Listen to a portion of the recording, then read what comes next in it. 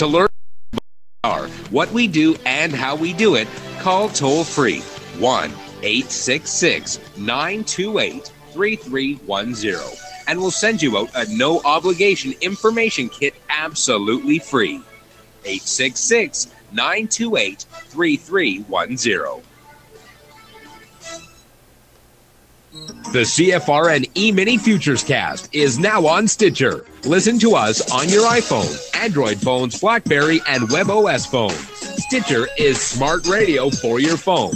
Find it in your app store or at Stitcher.com. Stitcher Smart Radio, the smarter way to listen to radio.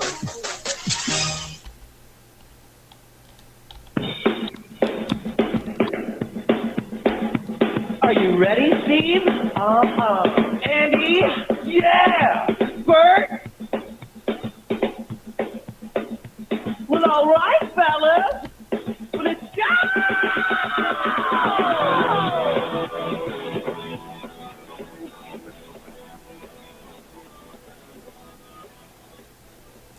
You're listening to CFRN, the Christian Financial Radio Network.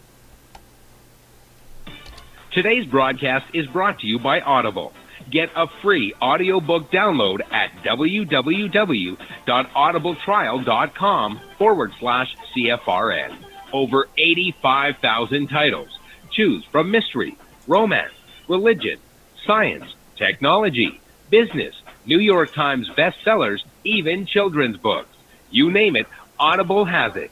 With 85,000 titles to choose from, you're sure to find the perfect audiobook for yourself or to give as a gift, and it's absolutely free. Just point your browser to audibletrial.com/CFRN. That's audibletrial.com/CFRN. And become a part of the audiobook revolution by downloading your free audiobook today. audibletrial.com/CFRN. Hey, trader, want to get rich quick? Well, good luck with that. If, on the other hand, you actually want to learn how to trade, the place to be is www.cfrn.net. Tune in Monday through Friday, 9 a.m. Eastern for our daily devotional, and then spend the next 3 hours learning how it's done from professional traders who actually trade for a living. That's www.cfrn.net. Every trading day from 9 a.m. to 1 p.m. Eastern. CFRN, a community of believers who trade for a living.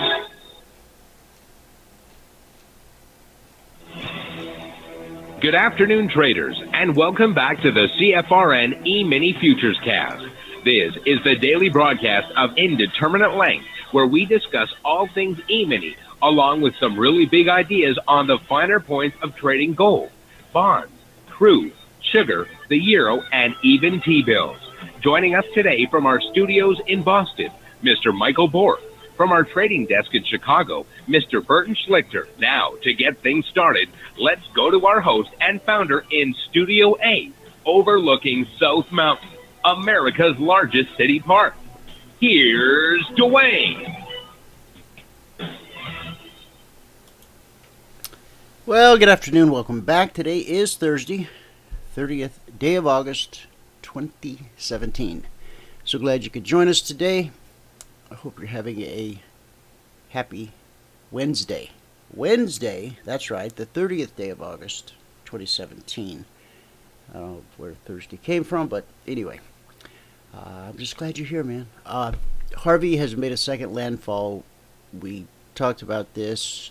This is what they had predicted might happen, that after it did its damage in Texas, we go back out into the Gulf and head for Louisiana.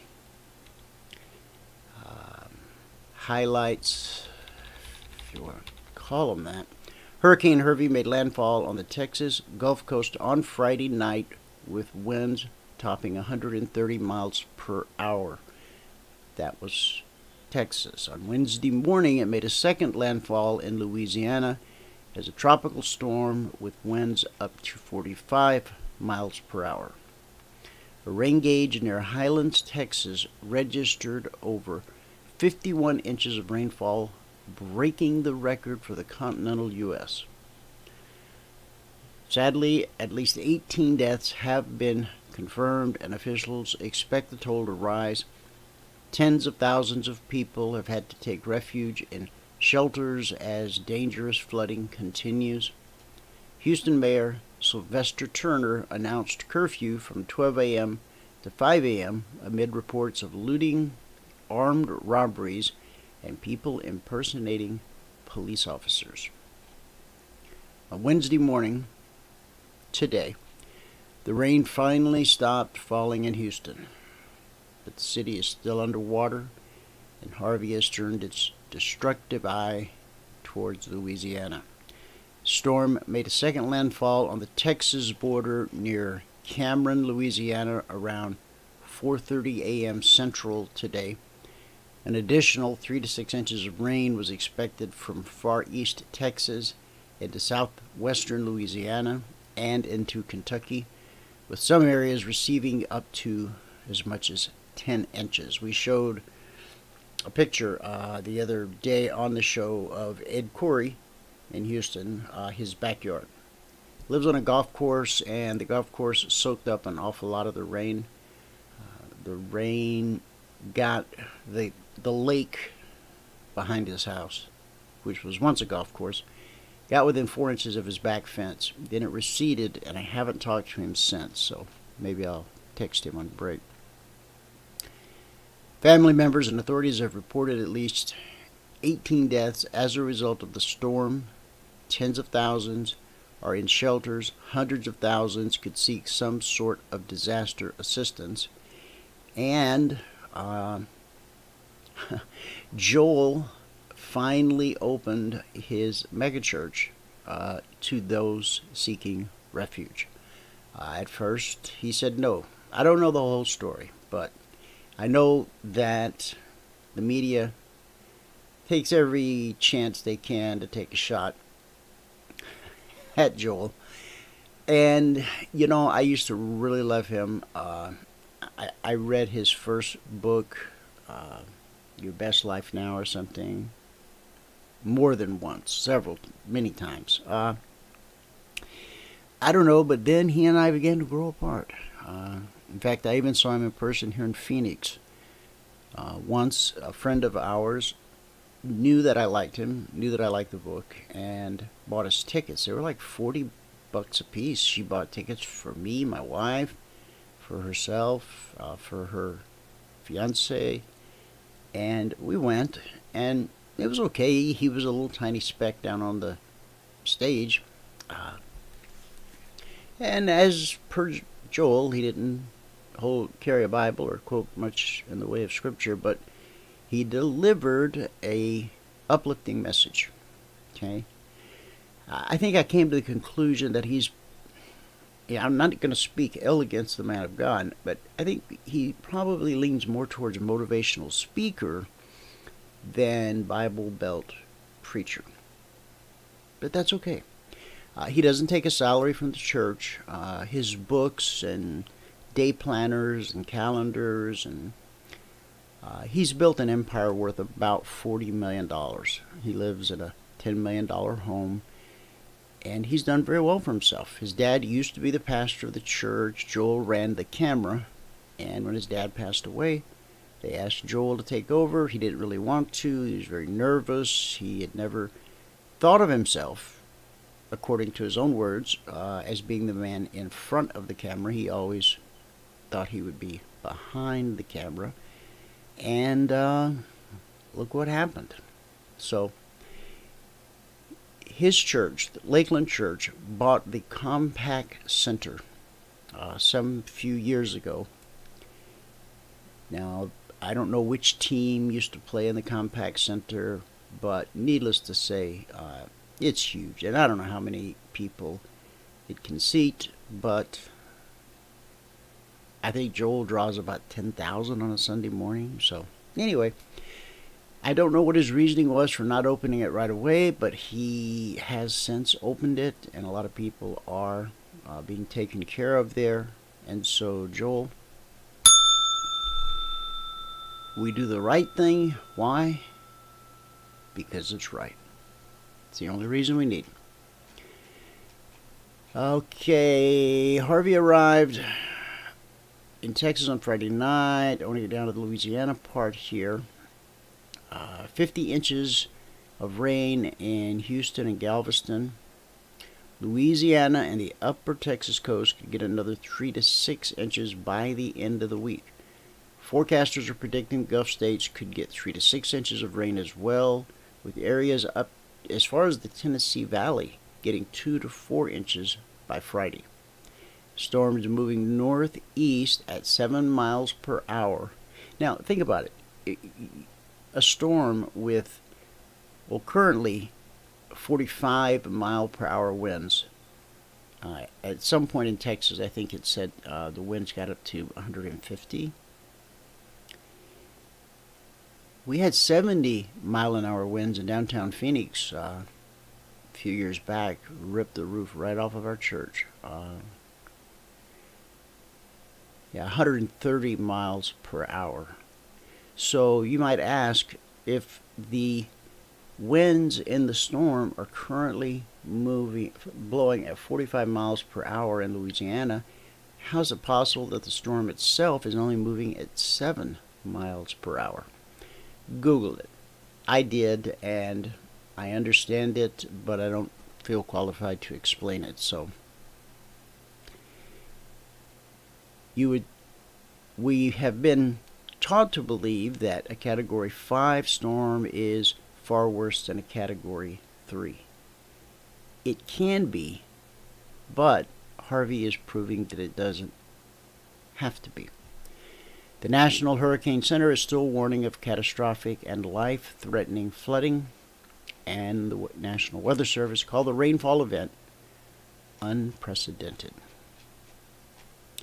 Father, we continue to pray for all of those in the path of this storm. God, we pray for their safety, that they find shelter, that they follow the voice of the authorities if they're told to evacuate, no matter where they might be.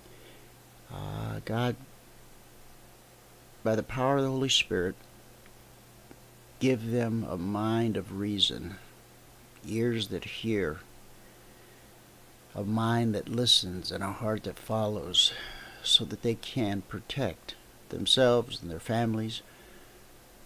Things can be replaced, whether it's insurance money or you just start from scratch. But a human life is precious. It was created by you. So, Lord, we continue to pray for them. Pray for our friend Ed and all of our partners that are in that area of the country. Watch over them. See them through this. In Jesus' name, amen. Okay, such a sobering thing to happen, and now we're going to look at the numbers. Okay, that's what we do. Oh, if you can't see the chart I have up, go to cfrn.net. On the right-hand side of the page, click the big microphone, follow the instructions. You'll be registered all the way through tomorrow. That's right. Friday is the first day of September, and we have to all register again. And if we do it on the first day of the month, we don't have to worry about it for an entire month.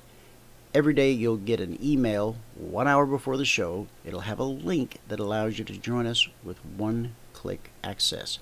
Not only are you able to see the charts, but you're able to access the chat box as well. We have a global audience, so if you got something you want to tell the world, this is the place to do it. You can also go to youtube.com/CFRN/live. And we are streaming live there right now. It's a separate chat box, but the same charts. Okay? The Dow is currently up. These are cash markets. 0.5 point. NASDAQ is up 41 points. S&P 500 is up almost 7 points. Now that NASDAQ, that was a mover and a shaker. That's over 0.5%, almost 3/4. And the Russell 2000 is up almost 5 points. And so everything's green, but the Dow, again, on the cash markets, only by 0.5 point. In the commodity basket, Crude oil is up 14 cents, trading 46.58. Gold getting a little pullback today, down $4.60, trading 14.30 last. Still holding above that all-important 1300 level. Let's move to the Asian markets, where the Nikkei closed the day up 144 points. That's 0.75%.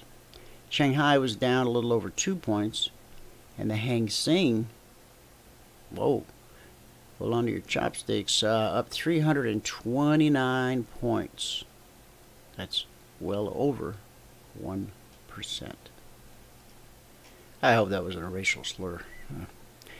Anyway, European markets, green. FTSE up 28 points. DAX up 57 points. Now that's almost half of 1%, and the CAC is up. They closed the day up 24 points. Again, half of 1%. So Europe's all green, mixed in Asia, and for the moment, we are all green in the US of A. The Dow is now up a little over 4 points. Okay, let's go to Michael to get a recap of everything that happened in the live training room today. We're gonna the show's got to move at a little bit of a faster clip today than normal. So, Michael, if you're ready, I'm ready. Bring it. Here. Okay, here we go. Faster clip, you say? Yes. Well, I will be faster than yesterday. No, so you don't have to be fast, because I need about 3 minutes at least. Shoot for 5. Well, we had a whole bunch of trades today, so I can see your charts, and so I'll hit mute, and it's all yours. okay. All right. All right. Good afternoon, everyone. Hang on a second. Bring this up. Here we go. All right. Good afternoon, everyone. Today is Wednesday, the 30th day of August, 2017. Now, if you have not taken a free trial with us, go to the home page here at cfrn.net. And when you click on that and go to the home page, this little drop-down box, this little banner is going to drop down from the top. It says sign up for the CFRN Live Training Room, 100% free trial. Use our indicators, learn our strategy. Click here. When you click there, then you have to come here and put in your email, put in your first name, and hit submit. When you do that, they'll be sent a confirmation link. All right. When you get that confirmation link, you must click on it. All right. We don't know you took the trial until you click on the confirmation link. Okay. Let's see. Here we go. Had a nice green day today to make up for yesterday. All right, if you're going to read the spreadsheet, you got to read all the CFTC risk disclosures down at the bottom. Today's the 30th day of August. We made 16 ticks in the euro and 21 ticks in gold to get us to 310 gross on the day. This morning, it took 6 minutes and 2 trades to get to the goal for the day. I actually got the goal for the day on the first trade, but then I accidentally, when I was exiting the trade, I accidentally put 2 orders on, and so it made me short, and then I got out of it with a 3-tick loss, and I was at +7, but then it went up right away again. I'll show you in a few minutes here. It went up right away again, and I got the goal for the day. Anyway, we took a total of 14 opportunities this morning. So on the month now, we're at 3,035. That's over 22 days, averaging 137. All right. On the year, we're at 24,570. That's over 163 days, averaging 150 per day. Okay. All right. Now, gold. This right here is where all that stuff happened this morning. On this first one, it went up, and then it came back down just a little bit here. And we got 10 ticks on the move up, and then we lost 3 ticks on the move down, and then we got the 3 ticks back right here. But we'll just say on this first one, we got 7 ticks, and then the next one, we got 3 ticks, put us at +10, and give us the goal for the day on the morning. Okay, good morning, Pete and John, or good afternoon, Pete and John. Okay, here we go. The next opportunity here on the gold, we got 1 tick to put us at +11. Then over here, we got 8 ticks to put us at plus 19. A break even there, and 3 ticks there. No, 2 ticks there to get us to plus 21. We missed this short right in here, and then the markets just kind of got messed up right here, and I said we would look for a close below this trend line. We did not get that. And then things flattened out.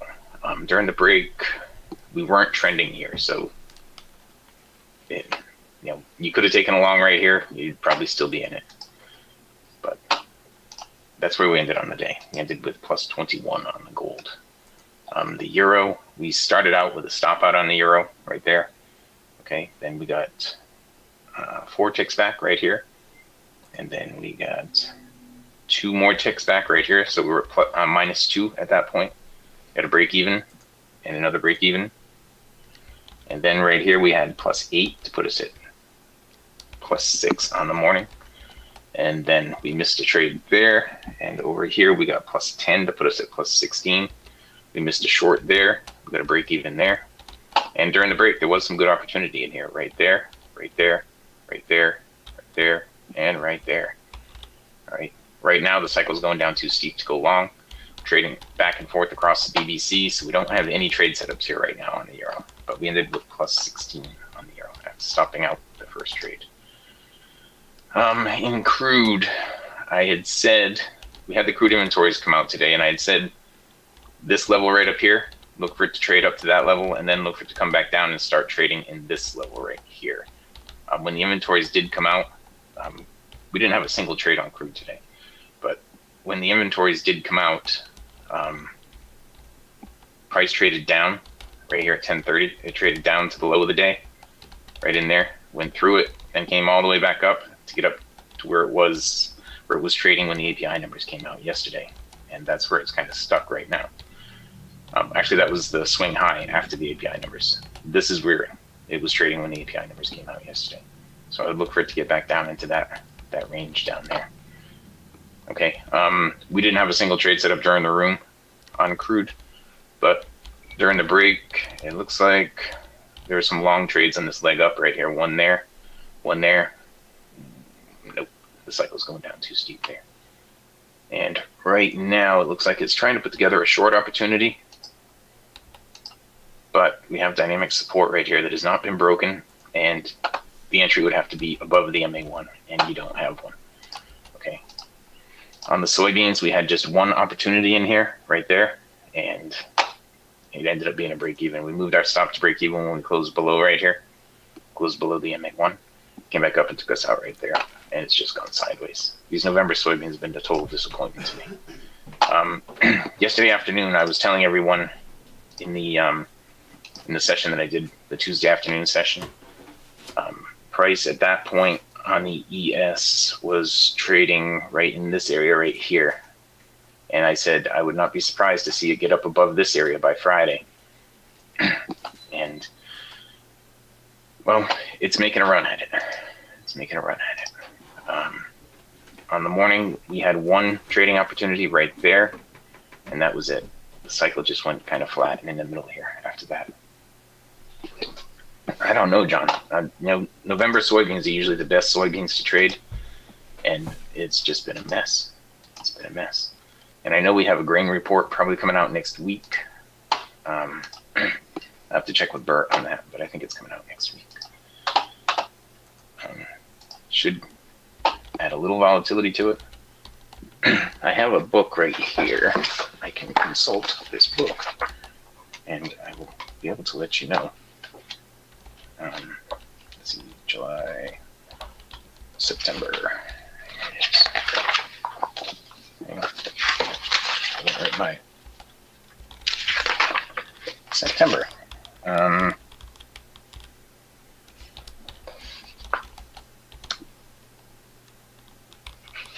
Crop production. I'm looking for the velocity. Crop progress is coming out on the 5th. Crop production is coming out on the 12th.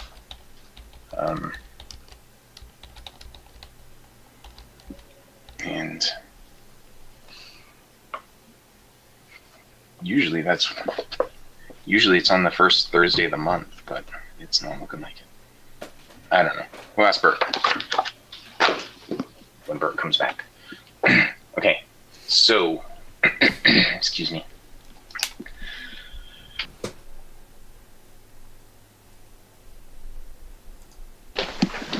Today is the 30th day of August. In the euro, we were plus 16, and gold, we were plus 21. That's 310 on the day. Okay, 310 on the day. And today took 6 minutes and 2 trades to get to the goal for the day, and we took a total of 14 opportunities. So on a month now, we're at 3,055. That's over 22 days, averaging 137 per day. On the year, we're at 24,570. That's over 163 days, averaging 150 per day. If you're going to read the spreadsheet, read all the CFTC risk disclosures down at the bottom. Okay, to take a free trial with us, go to the homepage here at cfrn.net, and right up here at the top, this banner is going to drop down where it says click here. You just click there. Give us your email, your first name, and hit submit. Submit right there. And then you will be sent a confirmation link. You must click on the confirmation link. Okay, if you don't click on the confirmation link, you will not get a free trial because we don't know you took the trial until you do that. Okay. All right. Yeah, with that, guys, ready to send it. Now, Dwayne, listen to this whole thing. I'm ready to send it back up to fabulous Phoenix, Arizona, in Studio A, overlooking South Mountain, America's largest city park. That's good. That's good. You even added some stuff in. That's I added South Mountain. Yeah. I did. No, I did. No, it sounded real good. Good. That's a wonderful segue you have there. Thank you. Thank you. Oops. Okay. Um. I got it. Okay. Recap of the recap. Today it took 6 minutes and 2 trades to get to $100 a contract. 6 minutes, 2 trades, hit your goal. $100 per contract. Yes. $100. Yes. See, guys, that consistency. Now, I know of late we've had, had a couple of rough days, but that's the truth about trading, and we don't try to hide that. I mean, we parade those days out here and dissect them just like we do the good days. But that $100, based upon how many contracts you trade, could have easily been 1,000 or 10,000. It just depends on where you're at, and don't try to trade over your head. If you're just starting, just because you have enough money in the bank to trade 10 contracts on the S&P or anything else does not mean you should be trading that many contracts. You start in Sim, you put your 10 days together, you go live with one, increase your account balance by $2,000 so that when you add the second contract, you're paying for it with money you actually earned in the market. See, that's a profitable business model. And that's where too many traders get it wrong. Because whoever's selling them indicators or classes or whatever, don't stress the importance of that. We do. Relentlessly. And we have for a very long time. So, good job, Mike. Thank you. Thank you very much. Good job. Well, Wayne Jett, as far as I know, will be joining us at the top of the hour. John will be popping in here momentarily, I think. If he's not already. Yeah, he'll be here just a bit, so we'll see. We'll see what's rocking the headlines today. Uber got a new CEO. His name... They hire these people with names I can't pronounce on purpose. Dara Khosrow Shahi. YouTube just made the biggest change to its logo in history. I freaked out yesterday when I went in to edit the show and do everything I have to do every day after the show. It was all different. The company's iconic logo is getting a refresh, with the focus shifting away from the word tube onto the play button for the first time. getting a refresh with the focus shifting away from the word tube onto the play button. Now, I'm not exactly sure if I know what they mean by that. So let me go to emini.cfrn.net. If you've never been there, there is probably more free to the public trading training information.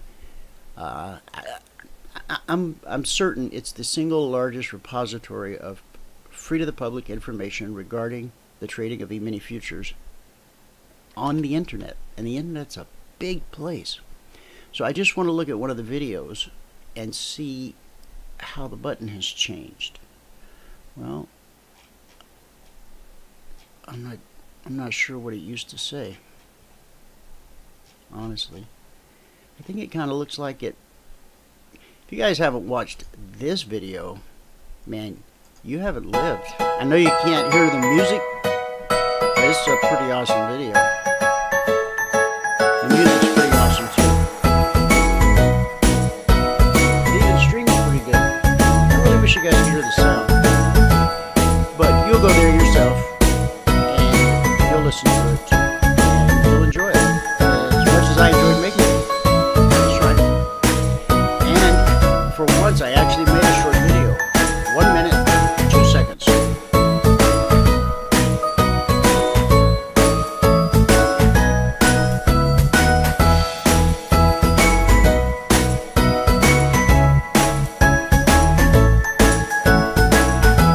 Hired actors, they don't really work for us. But they want to. And then it goes all one.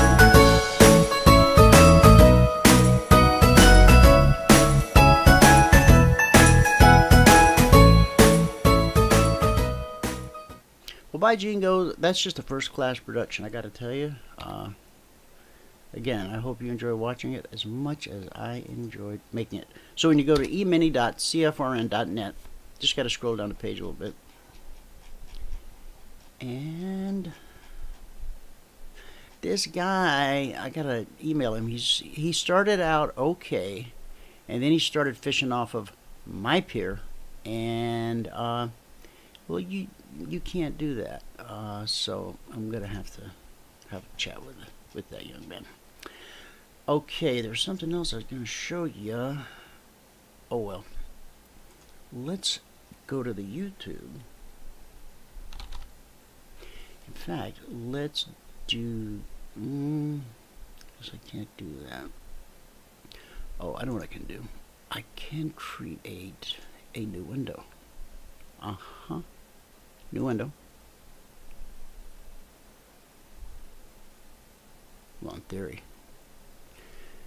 And I can turn it into incognito so that it's like a brand new computer right out of the box.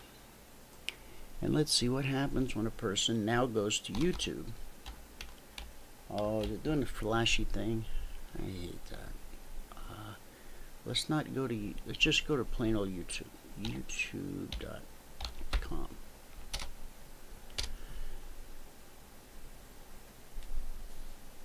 Okay. Well, it still says YouTube.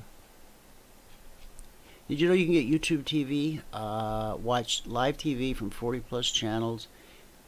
You can try it for free, and it costs like $35 a month. True story. So let's pick a random video and see what their play button looks like. Skip. Oh, you're my new partner. Skip.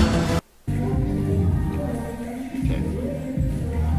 Well, I gotta say, I'm not seeing anything really different. So, on that end, but on my end, when I went in yesterday to do what I had to do, the back end, the part that you don't see, it was totally different.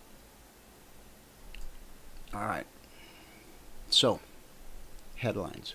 We were talking headlines. YouTube changing their iconic logo. Okay. Google has submitted details of how it plans to stop favoring its shopping service to comply with a European Union antitrust order. Google was hit with a record $2.9 billion fine from the EU over the practice in June, and had until midnight on Tuesday to come up with proposals to end the anti-competitive behavior. And European Union, they live off Google. You know, every time they need a little cash in the coffers, they just find another reason to find Google. And Google has the money to pay them. The CEO of luxury fashion, I think it's extortion. Although, I gotta say, Google extorts their customers badly. The CEO of luxury fashion site Farfetch said an IPO is the next logical stage. A Sky News report in June suggested Farfetch was close to picking bankers to underwrite a $5 billion IPO. Burger King, we talked about this yesterday, has launched its own digital currency called the Whopper Coin. Now, as of yesterday, it was only available in Russia, but I'm guessing they have... Yes, it's still only in Russia. Okay, but you can bet your bottom cryptocurrency that it's coming to the U.S. HPE boss Meg Whitman re-entered the race to become Uber's CEO at the 11th hour. She lost out to the guy with the name I couldn't pronounce.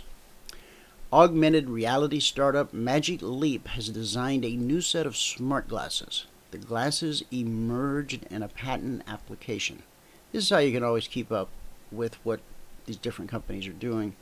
And there are people who that's their job.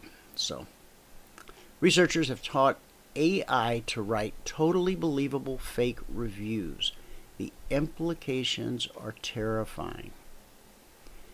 Wow. Did you know that you can write an article and then you can go to a website and it's called a word spinner? There's tons of them. And you can put that article in there and it will, well, it's like putting it in a blender. It will still make the same points, but it will switch the words and the sentence structure around, and it will use some synonyms and homonyms and all that kind of stuff. And so you have, like, you write once, but you have 2 or 3 uniquely different articles. However, Google's algorithm, people don't seem to know this, Google's algorithm can catch that, and Google frowns on that very much so. Apple is talking to movie studios about offering high-definition 4K movies through iTunes. But there's one sticking point: price. iTunes wants more money. Domino's and Ford Motor Company announced that they are testing out self-driving cars as pizza delivery vehicles. In the coming weeks, Domino's will offer randomly selected customers in Ann Arbor, Michigan, the option to receive their pizza delivery from a Ford Fusion hybrid autonomous research vehicle. Wow. So I guess you go out to the car, because I don't think there's a robot that's going to walk to your door. You go out to the car, you just open it up, and your pizza's on the seat. You've already paid for it, or maybe you swipe your card. That's a little bit creepy. And think of all the people, their second job, their side gig, the way they make ends meet is pizza delivery. It's always been the fallback. You could always get a job delivering pizza. You won't get rich, but it might put that extra $200-300 in your checking account every month that you need to make the ends meet. Let's see. In the coming weeks, okay, we covered that. A Ford engineer will still be manually driving the car. Oh, come on. Which will also be staffed with researchers. Oh, so there's plenty of people to take the pizza up to the door, with researchers eager to crack the code of how to deliver pizza without a driver, as well as observe how customers will react to the futuristic delivery service. Well, it's a car full of people. There's a driver and researchers. I'm sorry, we didn't have room for your pizza. As delivery experts, we've been watching the development of self-driving vehicles with great interest, as we believe transportation is undergoing fundamental dramatic change, according to Domino's president. Right now, the company's biggest challenge isn't getting a car to drive itself, it's getting the pizza from the curb to the door. In the Ann Arbor test, customers have to walk out to the parked car and retrieve their pizza from the vehicle's heat wave compartment themselves. God, can you imagine having to walk to the curb? The majority of our questions are about the last 50 feet of the delivery experience. For instance, how will customers react to coming outside to get their food? Gosh forbid. All of our testing research is focused on our goal to someday make deliveries with self-driving vehicles as seamless and customer-friendly as possible. Ford plans to begin production of the self-driving vehicles in 2021. Boy, that's a ways. Tests with restaurant chains such as Domino's help create opportunities for companies to purchase the vehicles down the road, especially as the average American remains unsure about the idea of self-driving vehicles. This isn't Domino's first foray into trying to deliver pizza without a driver. In 2016, the pizza chain debuted the Domino's robotic unit in New Zealand. The pint-sized robot, which is essentially an oven/refrigerator hybrid on wheels, was the world's first autonomous pizza delivery vehicle. This little guy would bring a pizza to your door. Well, they love to have fun over there in that New Zealand, don't they? Yes, they do. And that's pretty much it for everything you need to know about everything tech related today. And I see John has made it, so we're going to open up his mic and have him in for discussion on what he sees in the markets and what he thinks is important. I gotta tell you, you see this little area right here? What do you think that is? Now, I know I don't move these around and put them out until Thursday to the general public. I might just do it today. I don't know. I did it all week last week, but if I do, it'll be the last time that I can for a while. Yes, 44/45 is a weekly trading zone. Okay? And I'm sorry, 52/53 is a weekly trading zone. Okay? Okay. So what do you think this is? Yeah, 44/45. Right? You know what? Let me let John in here before I get carried away.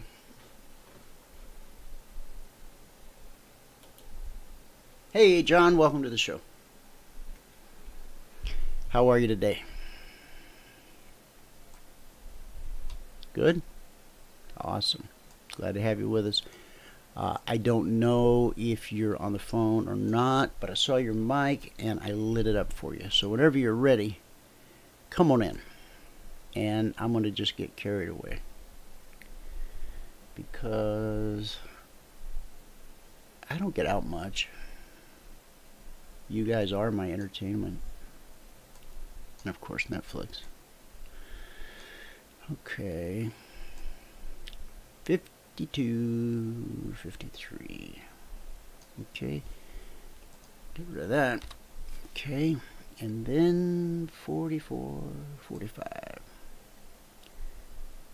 So there. Now remember, these numbers went out to the CFRN partners Monday morning at 6:15 a.m. Eastern. We do have partners that simply trade the zones, and the majority of them, I would say, the majority of our traders use them as a backdrop. In other words, as price is cranking it up here to 52/53, they're not going to go long here. And if they're in a long trade, they're going to tighten up that stop and start looking to take their profits. Same thing is when it's coming down. When price is rising, we expect this to be resistance until proven otherwise. When price is coming down, we expect it to be support until proven otherwise. The most likely thing that will happen when price hits a zone is consolidation. Okay, these are 30-minute candles, so there's basically an hour and a half there, and hour and a half plus, and then it comes down, and I don't know, maybe it's spent an hour here and right back up. Now we're going from 45 to 52, so that's 7 points. So we had 7 up, 7 down, and 7 back up. So that's 1, 2, 3. So that's 21 S&P points from 2:30 yesterday until 12:30 today. Again, John, your mic is open whenever you're ready to come in.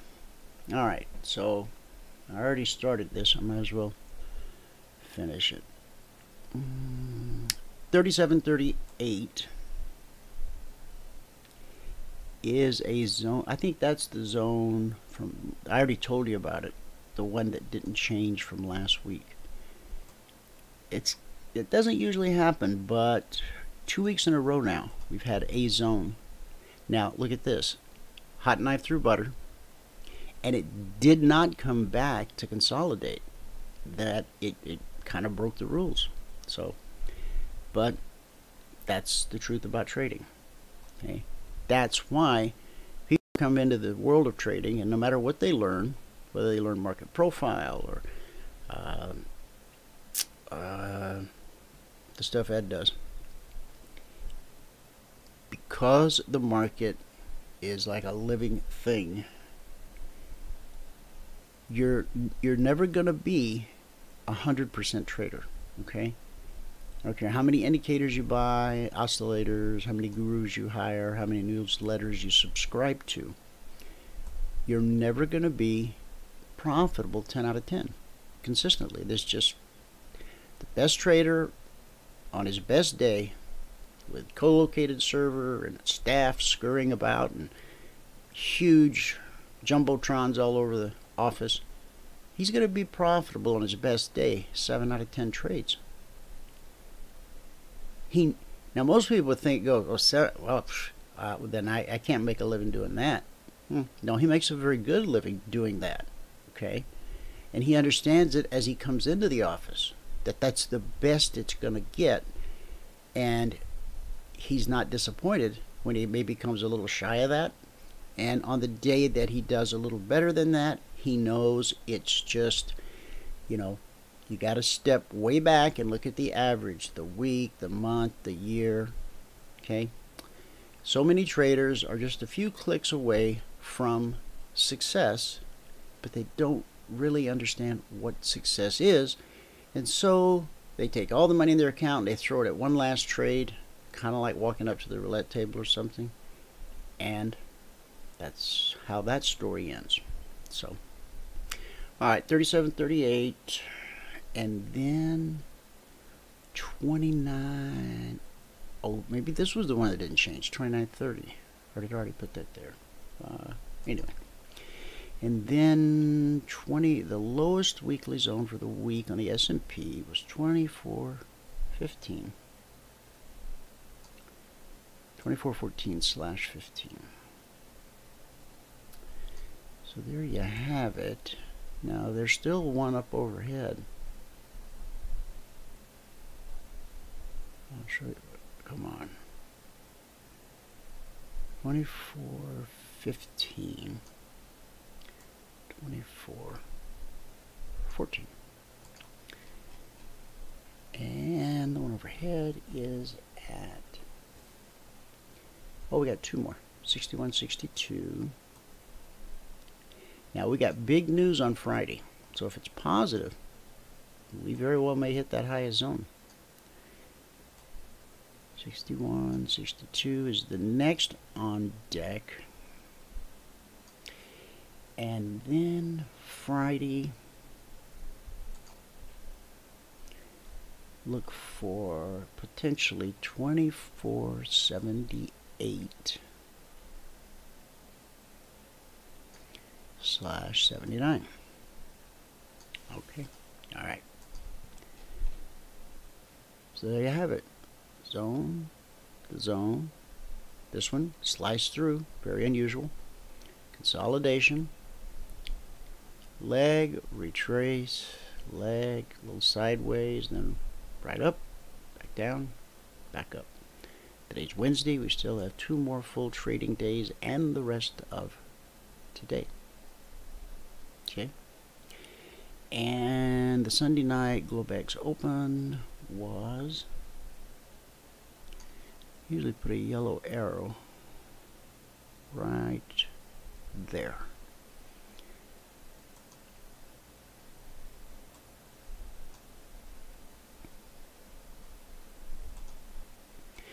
So, Sunday night Globex Open, and we went from zone to zone to zone, and then we had this weird gap lower open.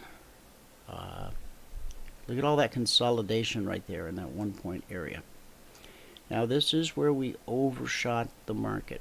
That happens. It was attempting the lowest zone, but buyers came in and bid it up and took it right where we just talked about. Okay. All right, John, are you there? Let me see.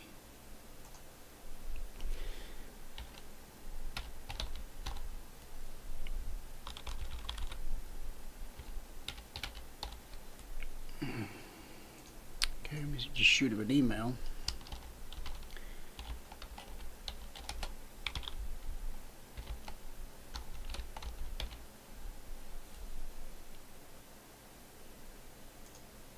Okay. All right. Good word for the day. Let's go there. I've been talking about science and the Bible for the last 6 days. Today, we're going to talk about God's plan for your life. Jeremiah 29:11. I know the plans I have for you, says the Lord.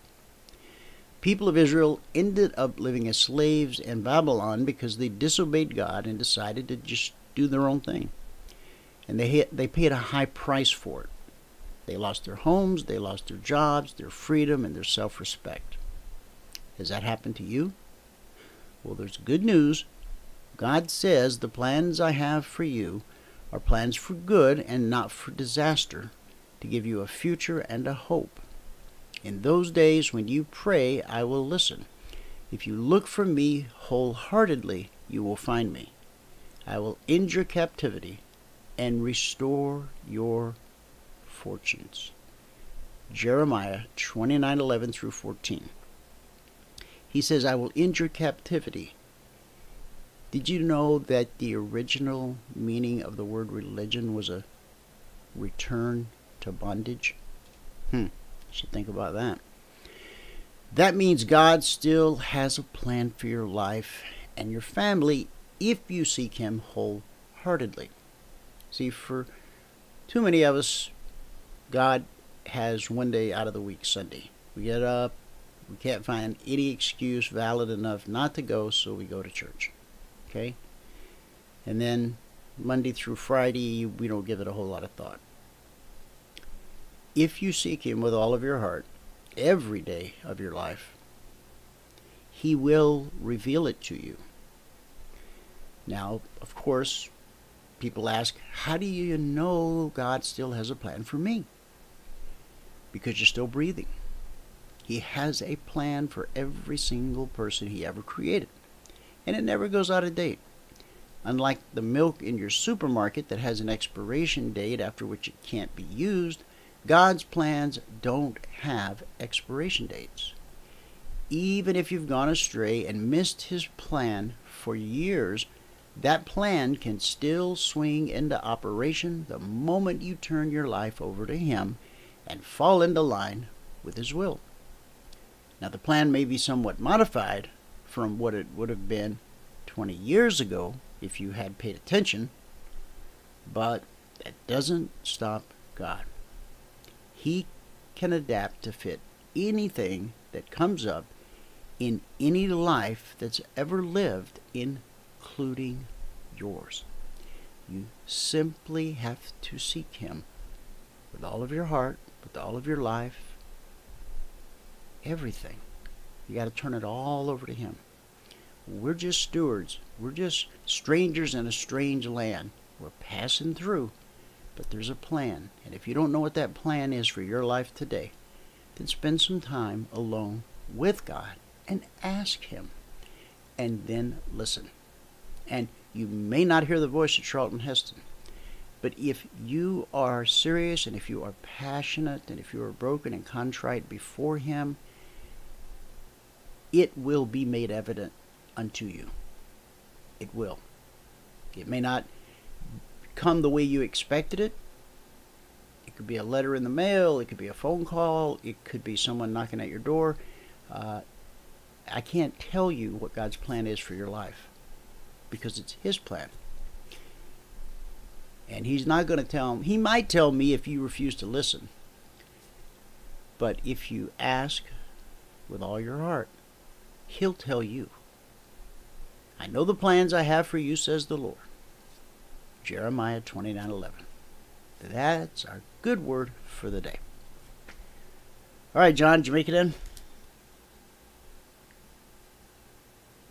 Okay, I guess not. All right. Let me see if Wayne made it in.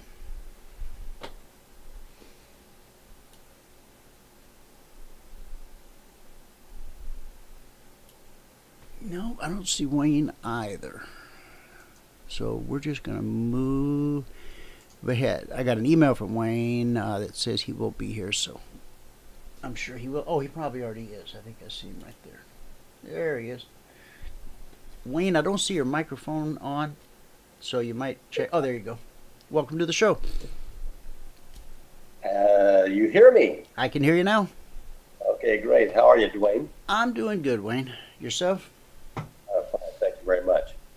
Well, I haven't been able to check in on your show earlier, and so I'm not sure what your topics are this time. But well, you know, we've just been covering some of the basic stuff that we cover every day. So whatever topic you have, whatever you've been thinking about this week, let's just dive right into that. And well, it's sure. Certainly not hard to talk about Harvey, the invincible, the miraculous, the giant that killed Houston, or is trying to. Yes. Has to. And I just wonder about these things, whether people are really thinking. You can't tell from the mainstream media what people are actually thinking. You can only tell what they're trying to tell them to think. But it certainly, I'm trying to believe that people are catching on to how these monster storms are happening, how they've happened time after time after time in proportions that are unexplainable in many respects, unprecedented, and designed apparently just to do as much damage as possible in a place that hurts the most, or to do punishment to a state that isn't popular these days with the establishment. Now, I understand that we're supposed to just be concerned with charitable feelings at times of great hardship. But I'm just wondering, how long are we going to keep on turning the other cheek and believing and continuing to have public discourse only on the basis that, my goodness, this is an act of God. This is an act of nature. This is what our nature has come to, and sometimes we just have to suck it up and take it. We can go back to 2005. Katrina, the famous of New Orleans, that boils up and and comes and hits the target right on the nose, and does how many billions and billions of dollars worth of damage, as well as all the human loss and so forth of that nature. Yeah, it is. Pictures of it are just unbelievable. Yeah. Then we have Rita. Then we have Sandy. Each of them a monster storm generated with the flip of a switch, with technology that is known as to how it's used, technology developed by U.S. military and other scientific laboratories to be able to use as weapons of warfare to own the weather in order to conquer any enemy country. Now, how much longer are we going to allow this technology to be used against the United States and Americans by our own deep state? It's not our own deep state, it's their deep state. It's the shadow government that is still trying to overthrow our elected president presently. And I just don't know how much longer we have to take this billions and billions and billions of dollars worth of damage, much less the tremendous loss of life and human suffering that is caused time and again with these monsters, and simply thinking and talking as if all of this is an act of God. Well, for those who do believe it's an engineered event, as you do, and I know that you're certainly not alone in that belief, those who would engineer it, whoever they may be, Texas is a big place, a lot of people. What about their family and their friends and their homes and their property? And if in fact you are correct, when you say how long can we allow this to go on, how do we stop it? With an armed militia? We're 9 to 5 workaday Joes. We get up, we go to work, we come home, we punch a clock. Some of us punch one, some don't. But you know what I'm saying. Well, let me make a suggestion or two. Yeah. I would love to hear if that is really the problem. Okay, how would we go about fixing it? We go about it by persuading our local officials to start talking about specifically this subject and this cause of these actions. We talk about it to such an extent with our public officials that they insist that our television media and radio begin talking about it specifically on these terms, and persuade our public officials elected to offices for exactly this kind of purpose to start representing our interests and demand that it be talked about on a national basis, and go to the places that are necessary in order to make the case and persuade that this is exactly what is being done. Why else do we have statutes authorizing the military to do this? Why else do we have statutes authorizing the military to use poisons and to experiment by spraying bacteriological as well as other agents on human populations in order to see what their effects are, or to have whatever effects they predetermine they want to have? Those statutes are on the books, and they're being talked about more and more as these things go on. But yet, the so-called mainstream is now pretending as if we all have to be in line and appreciative of whatever help the government gives us, when in fact the people controlling the government are doing these things. And I think it's high time that we turn the tide, stop this thing, do what is necessary to get Congress to repeal these laws that allow experimenting on us every day of the week. Not just experimenting, poisoning us. That is what is going on. You can see it in the skies every day. I had an experience, for example, last Sunday, during the teeth of the storm down in Houston. This was up in the northern Texas area, which had been overcast all day and looking as if it was going to maybe come around with finally the heavy rains that had been predicted starting Thursday and then Friday and then Saturday, and they never did. And it hadn't as of Sunday. And then the overcast, all of a sudden, right at a particular moment, starts raining big drops a little bit at a time. And then all of a sudden, I mean, it's just a deluge. And it lasts maybe 25 or 30 minutes. And then within another half hour, that gray overcast that we had was no longer there. And what was up above it?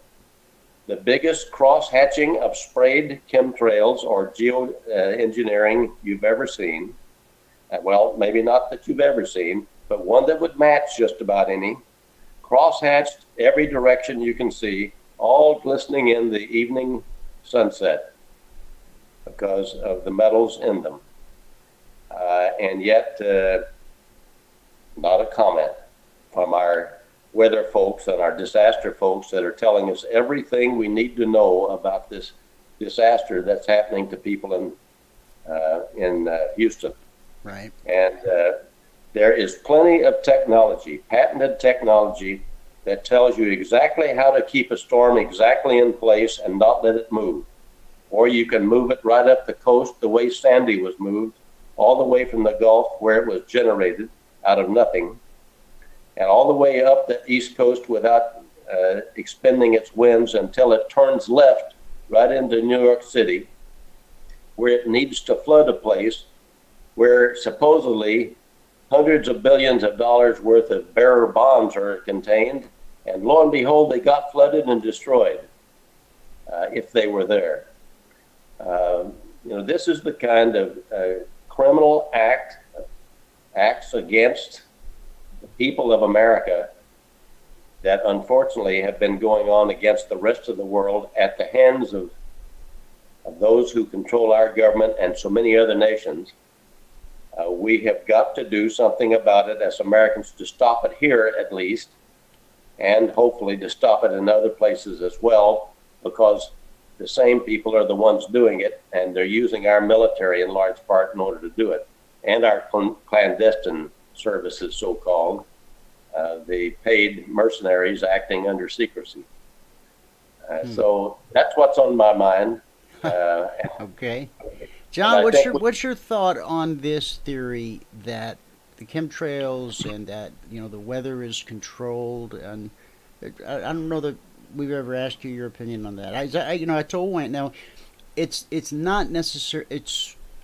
I think it's possible, but Wayne's very passionate in his belief about it. Dane Wigington is very passionate in his belief about it. So I know that Wayne's a smart guy. I don't want to discount his thoughts. He's done a whole lot more research into it than I have, because I really haven't researched it. But what are your thoughts? Well, there's stuff going on. They got that thing up in Alaska, or somewhere up in the north, that interferes with the weather, and so you just can't rule anything out. You never know what they might be up to. It's kind of like the stealth planes. A long time ago they managed to get the F-117. They kept that under wraps for a long time when it was state of the art. And I think today they've got some new planes that are and new weaponry that's in the pipeline that probably would take care of North Korea in about 5 minutes. That's really, and that's really the thing that might be the game changer. in North Korea that some of the advanced weaponry that they could deploy could potentially neutralize the army literally overnight, or within a matter of minutes. And I think that they don't know what's going to hit them when it happens, because that's probably the first time it's ever going to be used in warfare. So, you know, I wouldn't rule anything. I think we got some pretty nasty stuff in the pipeline these days, and they need to be using it on North Korea, because it's the only way to take care of that problem is to neutralize the army immediately. You know, within within minutes, if not seconds. Because if they get a chance to launch any artillery, it's obviously going to have an impact. And being able to neutralize that ahead of time, or possibly if they can, would be a huge advantage to the U.S. and potentially would be, you know, without casualties on our side, which would be a big plus. You know. Mm-hmm. I just put a link down in the chat box that was shared by another Wayne T, and anybody that wants can click and save that link. It's in the chat box, and it's an article from chemtrailsmuststop.com, and it talks specifically about Harvey. And it says, why South Texas, why now? This is just part of it. Number one, because Texas has been at the forefront of the anti-illegal immigration movement. Governor Greg Abbott has been clear about Texan policy about illegal aliens improperly entering the country. By launching a weather attack on South Texas, the Mexican border will now become even more porous than it already is. Number two, Texas has been ground zero in the war on drugs practically forever. The feds use the Mexican cartels to keep the controlled substances flowing efficiently across the border. Now, George Soros's Purple Revolution, number 3, is in dire need of mercenary conscripts. Now, each one of these has several paragraphs under the headline. Number 4, Texas is the second largest state in the union, both size and population. After California, the Lone Star State is top on the target list where it concerns the implementation of the UN's Agenda 21 and its new and improved version, 2030 Agenda for Sustainable Development. As follows, Texas deluge was a geoengineered weather event to enforce compliance with the Agenda 21. And number 5, Texas has led the country against the ubiquitous LGBTQ agenda. Legislation has been reflexively proposed, and this goes on. So, what is Agenda 21? Do either one of you know what that is? I can respond a little bit if you don't mind. Yeah, go ahead. First, I'm just going to make a brief point about North Korea. North Korea will be quiet as soon as we ask them to, behind the scenes to be quiet. They basically they generate a problem anytime we need something to take people's minds off what else is going on. They, in large part, are controlled through the intelligence communities of the U.S. More than China. So apart from that, let's get back to the point about HARP.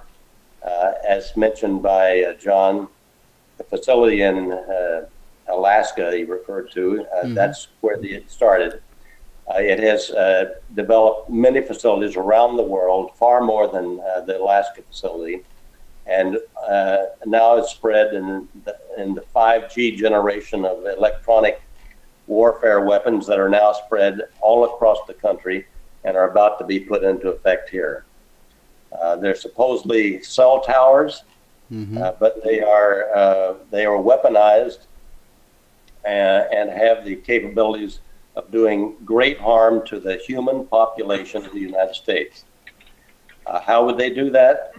Because we've been sucking in these metallic particles that are sprayed on us every day for years now. They are throughout our bodies, certainly in our brains, but throughout our bodies, and they are capable of being activated by these electronic signals just as they are in the air in order to create these monster storms. How does a monster storm get created? In large part by artificially inseminated heat that is produced by these electronic waves, exactly according to the patented technology that is clearly available. This is not a theory, Dwayne.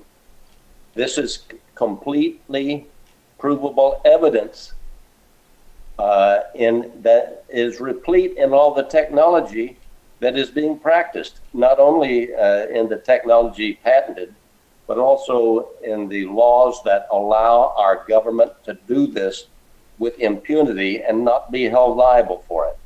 And how does the military get away with doing this?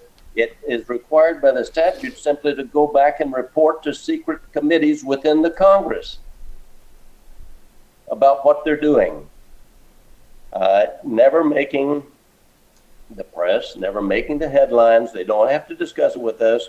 There are no reports that come out because this is classified. This is important to be secret. Right. Obviously not for our well-being. But my point about it is, this is not theory. This is evidence. It only takes the time for you to go and look at the evidence and find it, because the mainstream media and the press and the elected officials are not going to come to you with it in hand and say, Dwayne, here it is. Mm-hmm. I'm not making this personal in regard to you. I'm making the argument to our audience as a whole. It's not going to come to anyone in our audience and say, here's the truth. And if you're going to find it, you've got to come out with it. And until you find it, in your mind, it's only a theory. Well, and I know I've asked this question before, but again, for the benefit of anyone in the audience who wasn't here when I asked you before, what is the end game of all these hijinks, all of this nefarious stuff? What is it they're trying to accomplish? World domination, one world government, both? I mean, I don't know. I honestly don't know. Well, I have discussed it in some interviews recently that are on YouTube now, that basically stem off how the Great Depression was imposed on the American people as what I referred to as auto-genocide. Mm-hmm. Yeah, it's okay to give out the name of the YouTube channel. Go ahead. Yeah. Enforced, it was a state-imposed famine to starve to death, and it did starve to death millions of Americans. That doesn't come out in our historical lessons either from our press or from academia. But nevertheless, the end game is something that I've spoken about in my two most recent interviews. One in the discussion of H.G. Wells' book called Anticipations, published in 1901. He lays out the entire plan, not because he was the one proposing it for everyone, but because in my evaluation, he was the scribe for the ruling elite to write their manifesto in such a way that they could distribute it to those trusted individuals who would be on their team. And it is to destroy most of the human population, because they regard every person in the middle class as needing to be destroyed. The middle class includes everyone other than the poor peasants, serfs, slaves, as they call them. Mm-hmm. They want only those people left, and the superior class that are the rulers. Well, they do want to destroy many of what they call the people of the abyss, the ones that are just so incapable that they really aren't needed.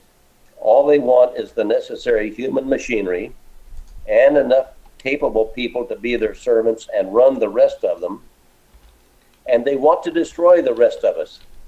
They want to have no middle class whatsoever. That's their stated terms, and they have performed according to that game plan ever since. I've pointed out in my interviews also that there have been repeated affirmations of that as the 20th century marched along, right according to that plan, destroying people the world over by the millions, but they just haven't been able to come up with the plan that's big enough to kill as many as they want to, as fast as they want to. Well, Monsanto's done a pretty good job with the GMO seeds. But now, let me ask you, these people who hold this belief system and are part of this, is this ideology, are they indoctrinated as children and they grow up with this belief system, and then, as time moves on and their parents grow old, they step into their shoes? Yeah, I mean, yes. is this is a family thing, almost like royalty or something? Yeah, and it's not as pretty as it is just sitting at your father's knee and being instructed, or your mother's knee. Well, Bill Gates grew up in a very privileged environment. I mean, let me describe that. Well, his family had a lot of money, and they had computers when nobody else did. Go ahead with what you're going to say. So it's not that loving kind of environment that's very privileged. It is a satanic youth that these young people experience. It is abuse of the worst kind, of their minds and their bodies. And they are made into Satanists themselves by that kind of mistreatment. They are made psychopaths by mistreatment by their own parents.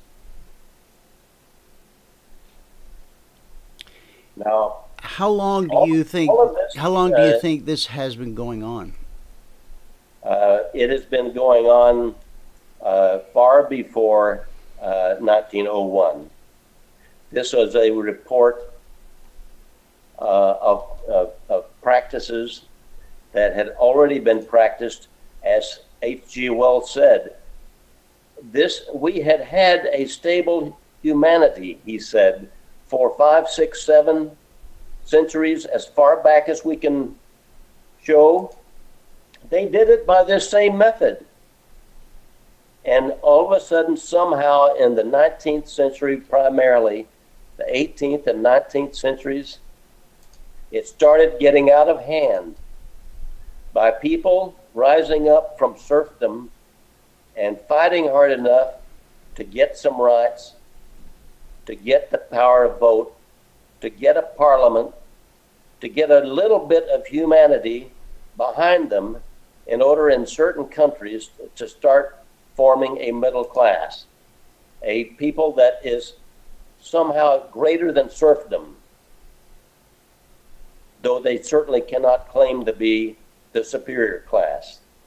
And they got enough influence in a few places, primarily Western Europe and the United States primarily. United States primarily, because we were this far away from the crowns, even though we were colonial property of the crowns for almost as long as we've been a country, for at least a couple of hundred years. That's how we finally got a middle class going. And even Marx wrote back in 1850 that in less than 100 years we had created more progress than all human history previous to that time. It was actually more like the last 50 years before he wrote, starting around 1800. That's when we finally started getting a little bit of a chance that maybe we could overcome these monsters.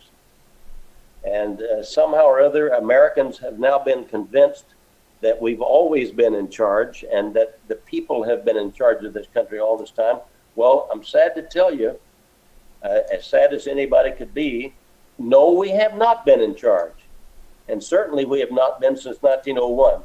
And the monstrous things that have been done to Americans, as well as the rest of the world, exactly according to this plan of the ruling elite, are just absolutely beyond the pale. It's all in writing. It's in my book. It's in other books. You can find out about it. The reason you do not know these things is you've not taken, I'm speaking to the entire audience, not just to the two people in the show with me. The reason you don't know about these things is you haven't dug enough into it. There are many people who have, but they do not have much of a voice. They're getting more so of a voice because of the internet and the kind of communications that the major powers in the social media are trying to stifle. The so-called search engines and YouTube and all of these major powers in the internet are trying to stifle this, just as the government stifles communications in so many other ways. But nevertheless, the information is there. You can find it. You can search for yourself and look at the authorities and the proof and the evidence.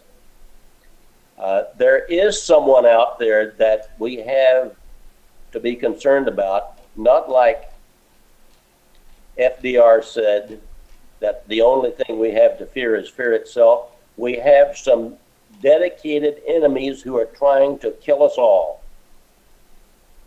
And we've got to stop them. So there we are. Folks, up on the screen is a browser with Wayne's website, classicalcapital.com. And the book he wrote, The Fruits of Graft, Great Depressions Then and Now. You can grab a copy right off of his website. You can also, if you're an Amazon Prime person, you can grab a copy off of Amazon. And everything that he's talking about today. How many years did you spend writing that book, Wayne? Well, it was about 6 years. About 6 years, over 500 pages, I think, correct? In the hardback edition? Yes. And there's also a Kindle edition, the ebook. That's $10 on Amazon. Okay. So a person just goes to Amazon and searches The Fruits of Graft. Unfortunately, Amazon is one of those big organizations that I'm telling you is not on our side. Yeah. Well, I know you've got some good reviews. I mean, we've been to the page. Let's try Amazon. I know that you're short of time today, and I'm very happy to be here with you. Graft. I'm just googling Amazon Fruits of Graft and see. Yeah, right here it comes up at the very top. Fruits of Graft, Amazon books, free 2-day shipping with Prime. Oh, that's a home and garden book. It's number 2. The Fruits of Graft, Great Depressions Then and Now, Amazon.com. Hey, that's pretty good. You believe that? I didn't even know about that other book that they've got calling by the same name that I gave my book. That's an order. This is your book, and it talks about economic depressions, have causes. Let's go back just for the fun of it and see Fruits of Graft, Amazon books, free. Well, you know what? It still comes, your book is still at the top of that list. Then it goes into the gardening books. And then there's your book again. But when you click the second link, and the third link, and the fourth link is customer reviews. So, yeah, it is a shame. And I emailed them about this myself, how they throw this line in under your book. Browse and discover thousands of home and garden book titles for less. But man, you got the first, you pretty much cover, except for the last, you got more than half of the page from top to bottom. And that's no small trick. I know, because I work at that kind of stuff all day long. So listen, thank you for being here. You've given our audience, once again, a lot of stuff to think about. And, guys, I suppose we all owe it to ourselves and to our families to actually, do what Wayne has suggested, to do some research and to base our decision on not just shrugging our shoulders and saying, I don't know, but basing our decision on, well, I looked into it and I know because. I'm convinced because of. So, thank you so much, Wayne. Appreciate you. Once again, classicalcapital.com. We'll see you next Wednesday. I look forward to it. All right. See you, Wayne. All the best. Bye-bye. So, Dwayne, I'll just give a quick wrap-up on the markets, if you like. Sounds good. Yeah, we got lucky again last night. I was kind of, well, I think we said the market was going up yesterday, and it would have a lot of reasons to go up today, more than you might think. We got a lot of big news Friday morning. Well, we got news today, which, remember, we were looking for 3% by the third quarter. We got 3% today. It came in early. This is really good news because I'm pretty convinced we're going to hit 4% in the fourth quarter now, and there's a lot of momentum. When you start going from 0.5% up to 3%, that's a tremendous increase multiple. So there's a lot of momentum in this economy. There's 45 countries around the world that are accelerating in growth, including the U.S., and that is unprecedented. It's never happened before. And it's sort of lifting all boats because as trade increases, incidentally, a lot of the shipping rates are going up, and that's helping things. Stocks like dry ships, which we recently called we called near the lows of not so long ago. It spiked higher this morning and then it kind of pulled back a bit. But I'm not sure if its upside run is over. It's been acting quite well. The S&P, yesterday, I think we sold the gold. We were very lucky. We sold the gold right on the open, and the gold stocks, the nugs. We got out of the nugget and the J nug right at the high, and got into the dust and the J dust right at the low. And we got out of gold around and went short around 13.29.30. Actually, I think we got 13.30. So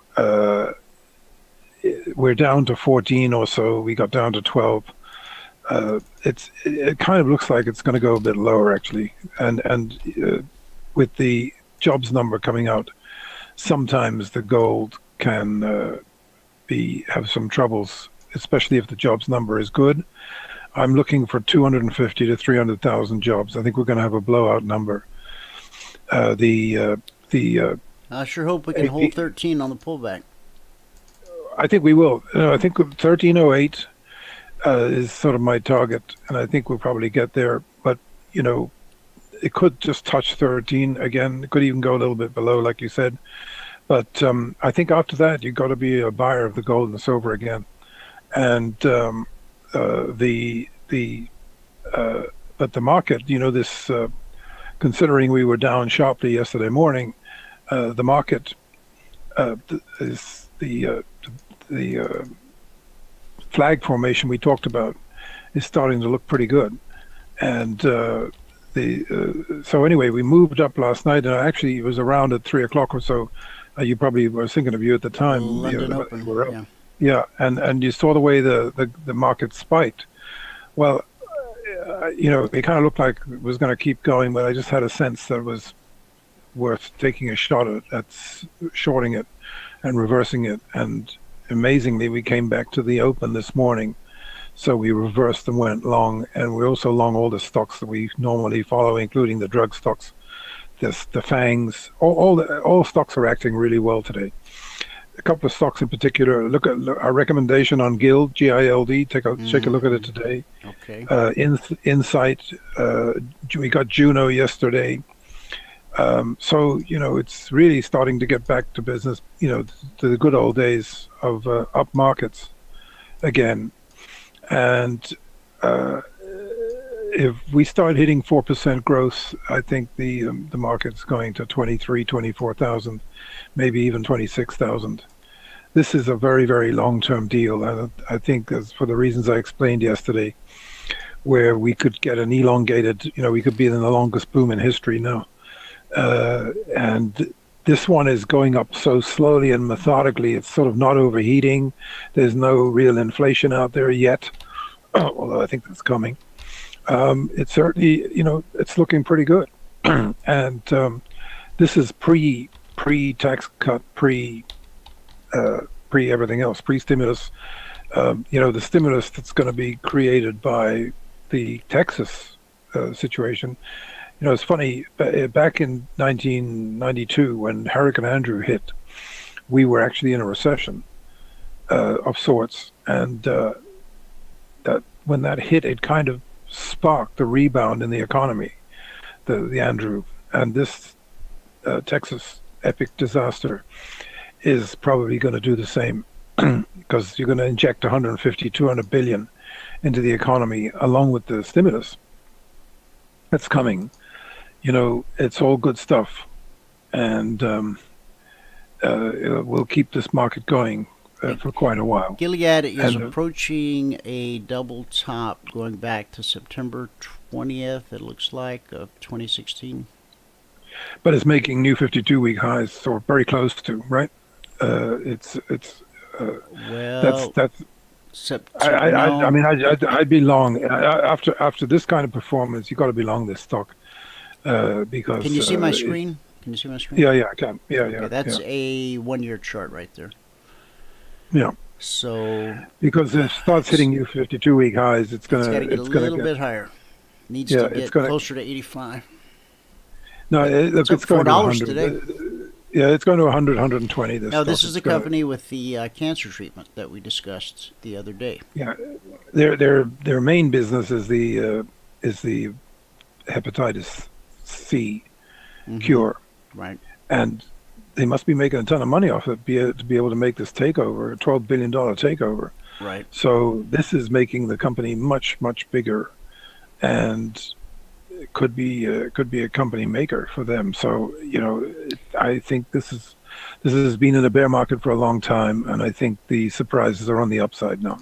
If they get the approval for that cancer treatment, it's definitely going to be a company maker. I mean, it's going to be become what Exxon is to petroleum, gasoline. This could become to medicine. I mean. Yeah, and look at all the favorites. Intercept is on the way back up. Insight is very strong today. Amgen, LABU. Feels to me like we're on the next up leg in the market, and with a blowout job. Now look, we may get a blowout jobs number, and the market could actually pull back. It might correct pretty sharply, then it probably will go back up again, because look, when the market starts acting like this, it's acting in anticipation of good news or better news ahead, and so it's quite likely that tomorrow and Friday we're going to continue to get this good news with some of these monthly indicators. I mean, if we're running 3%, when you start getting 3% growth, it's just good for everything. Everything sort of tends to, including jobs. That's why I think there could be a surprise. I mean, can you imagine what Trump's going to look like if we generate 300,000 jobs by Friday? He's going to look pretty smart. Yeah. So no doubt about that. Yeah, and I'm actually surprised that his Rasmussen numbers didn't go up yesterday. I would have thought he'd be at 45 right now, but he's still stuck at 41. But we'll see. We'll see. I wouldn't be surprised if the polls go back up to 45. It's probably in September. Maybe 45, maybe even 50. As long as he doesn't screw up. So I think he's kind of. I wish we could count on that, but you just don't know what he's going to do next. I mean, it's quite a shame. Yeah. Okie doke. Well, listen, thanks very much for the invite, Dwayne. And, John, appreciate it. Okay. Okay. And I'll talk with you later. By the way, you saw the energy come in down 5.4 million as well. Yeah, and prices were up slightly. In fact, crude oil cash markets are up right now. It was up about 16 cents earlier on the day. Yeah, they're not going great guns yet, but I think they're going to. I think it's gone negative now. It's down 34 cents.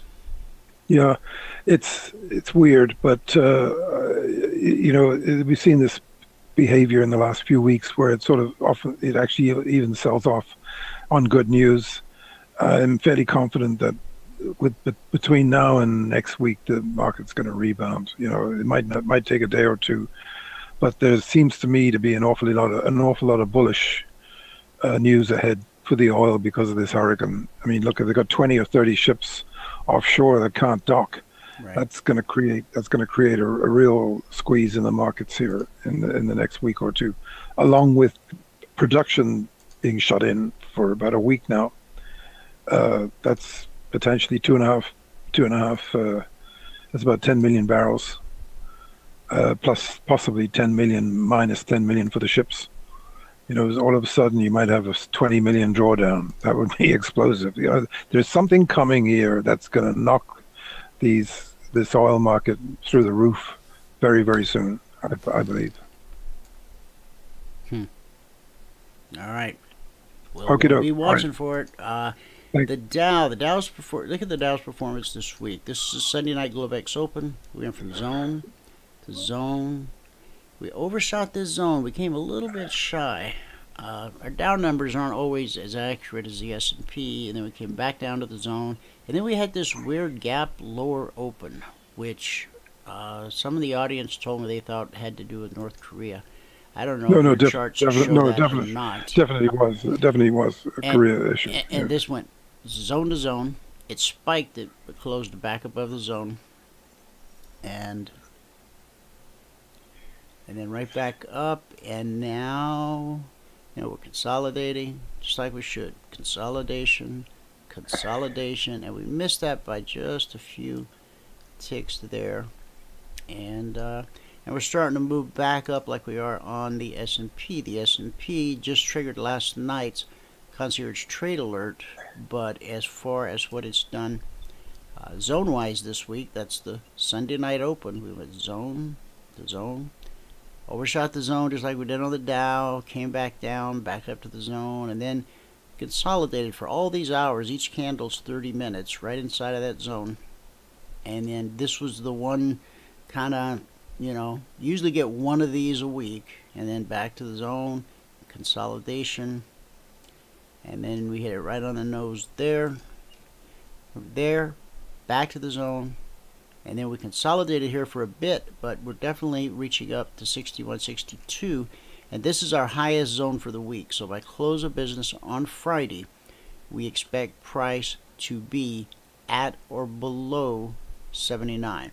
It could, off the news, trade up, a little bit higher. We see that often on a Friday. But then as the market settles into the close, price will come back. Now, it's not 100%, but based on historical observance, extremely high probability Friday's close will be 79 or below. So we'll see what happens between now and then. I totally agree with that. I mean, I think the stage is set, and we're in a pretty rapid upward momentum move off this bottom yesterday, and the chart is looking better and better. So, don't be worried about the Dow being a laggard here. This is actually very bullish when that happens. You want to be worried when the Dow is leading. Look what happened. Well, look what happened when the Dow led, up to 22, 150, and since it started, since that trend broke, we've had a pretty serious correction in everything. So, but when the Nasdaq is leading like it was yesterday and leading today, that's really bullish when that happens. And also when the mid cap kind of led the way. It was the first to kind of show some strength in the last couple of days. So that was also a positive. Now the mid cap, that doesn't have a lot of volume, does it? Well, it's I guess not. But how many contracts does it trade on average per day? I don't know. I haven't looked into that. But the mid cap and the Russell kind of like twins. They more or less trade the same, but okay, wait, the mid cap and who? And the Russell. I didn't know that. Yeah, the Russell 2000. Yeah, they're very similar in the way they trade. I'll have to find out what the symbol is for the for that mid cap and just keep an eye on it. It's just a minute. It's I'll have to get it for you when my system comes back on. I'm assuming I can get it. I think it's MDM U17 or whatever you put in the end of it. Let me try MD. I don't have my system up at the moment, so I don't have the thing in front of me. Yeah, when I type in MD, I don't have anything coming up starting with. Anybody in the audience know the symbol? Ron says EMD. Okay, thank you, Ron. Yeah, sorry, EMD. That's right. EMD. Yeah, right. EMD. Right, yeah. Okay. EMD U7. Okay, very good. And I guess what Friday will be rolling gold forward. Is that correct? I saw it pop up this morning when I opened my charts. We're already on the December. Well, we're on December now, yeah. But I saw there was a pop-up. Some markets are, you know, how they issue the first call and then you got to roll forward after that. Okay, here is a EMD daily chart. All right, and yesterday's volume was 13,000 contracts. Okay, I guess that's probably why we have a pretty big correction. Dwayne, see that? So I mean, yeah, it's had a pretty absolutely, yeah. Yeah. Okay. All right, John. Well, listen. Thanks for everything, and we'll catch you tomorrow. Great. Thanks a lot. Have a good afternoon. Thank you. Bye. Oh, and by the way, as far as I know, Garrett will still be joining us tomorrow at 1, top of the hour. Okay. So if you want to come, you know, like quarter till, so that we can chat about the markets in general, and then together we can take a look at some of the charts he has. He says you got some really interesting stuff to show us. Great. All right. Okay. Thanks very much. All right. Bye. I'll see you then. Bye-bye. Okay, the EMD. Yeah, with 13,000 contracts, I wonder what the spread is on that thing. Let's not wonder. Let's take a look. Okay, 17.13.90 on the bid, 17.14.10 on the ask. So the spread's not too big. However, for those of you that don't know how to do this, watch. Just if you're on DT Pro, click this little gear and auto sum bid ask. If you click that and apply it and say OK, now see what it's done is it's totaled up what we show. I think it runs 10 levels deep. 1, 2, 3, 4, 5, 6, 7, 8, 9, 10. Yeah, I think you can adjust that too as well. 177 contracts on the bid, 164 on the ask.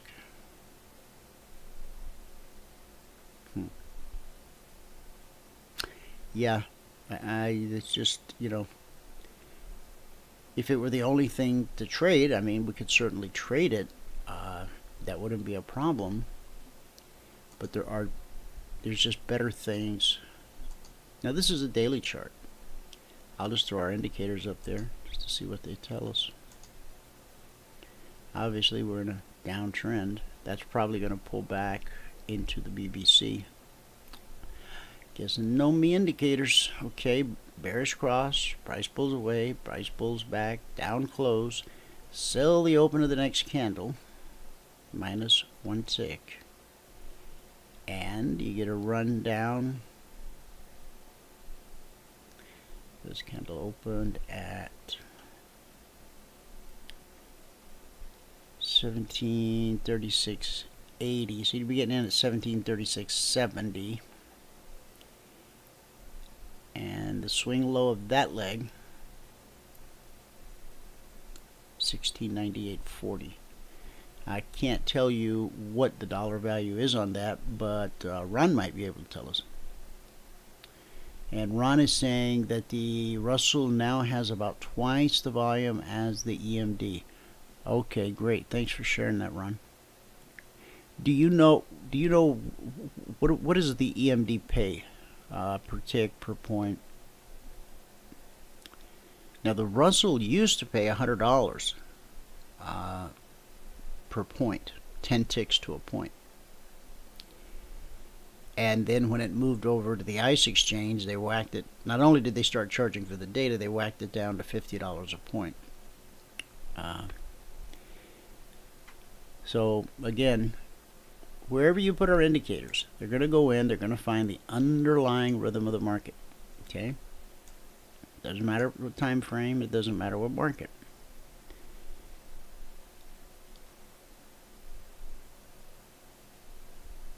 Up she goes, down she goes. Now, when we hit the BBC right here on the daily chart on the EMD, what do? Well, at this point, you don't do anything until it touches it. Then you need a red candle, which means a down close. Then you sell the open of the next candle minus 1 tick. So unless this thing touched and reversed and closed red today, then it's going to be 1-2 more trading days. We can make a note in our journal. Let's see, today is the 30th, March 31st, September 1st. At the close, check the EMD to see if it had a down close. And then at that point, you make your decision whether you want to buy the open the following, well, when the next session opens, which would be Sunday night at 6 p.m. Eastern. Okay. Now, there's two things going on that I'm not too crazy about, and that is the CFMA1 has already turned blue and started to curl. Okay, we've had a leg and a retrace and a leg and a retrace and a leg and a retrace, and are we going to get another leg or not? That's the big question. This has already turned blue, bullish. This has already turned blue. Okay, so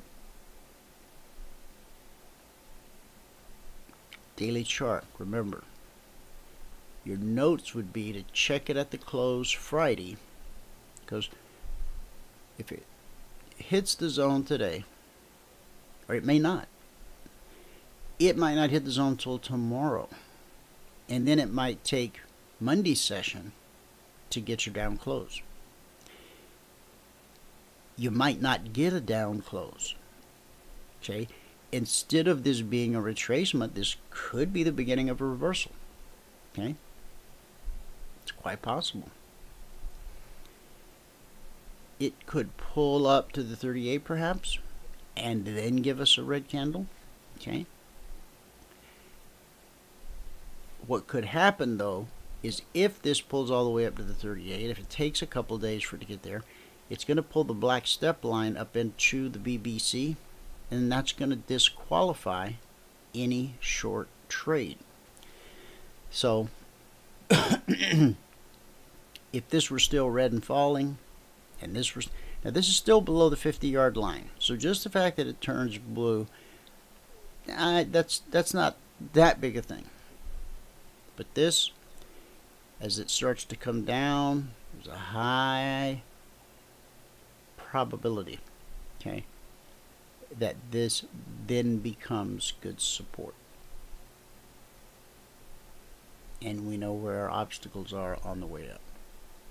And then we get into this area here, you know, which could be weeks from now, a month, who knows, where we don't have any real obstacles in our way. Okay. Now, right here, you see where this bearish cross took place? That's what I call hidden resistance. All right, you might look across here, you don't see any real resistance, but right there where that bearish cross took place,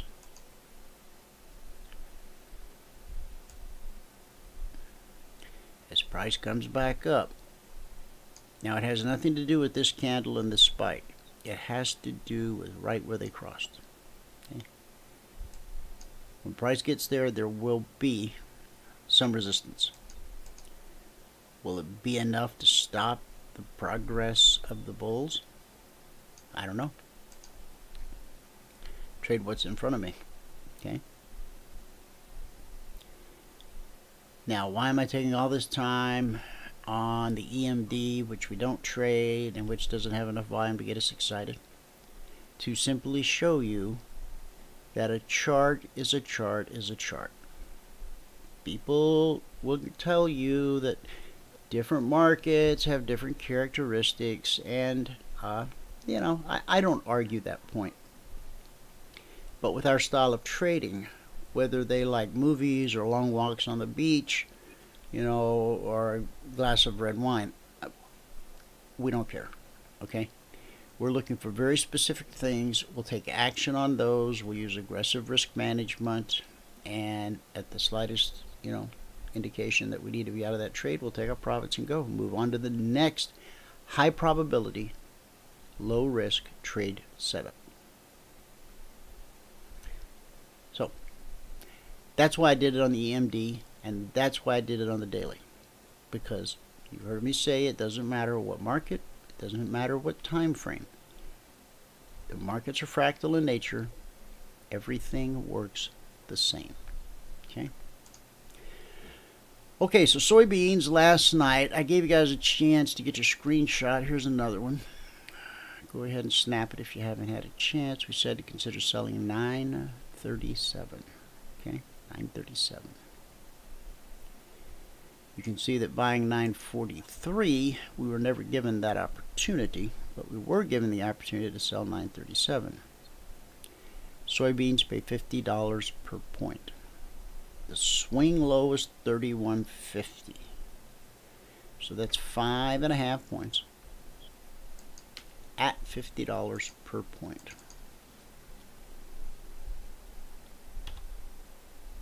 $5.5 times $50 per point.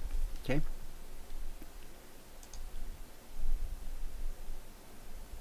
Pays just like the S&P. $50 a point. 12.50 a tick, 4 ticks to a point. Okay. Next, we have bonds. Okay.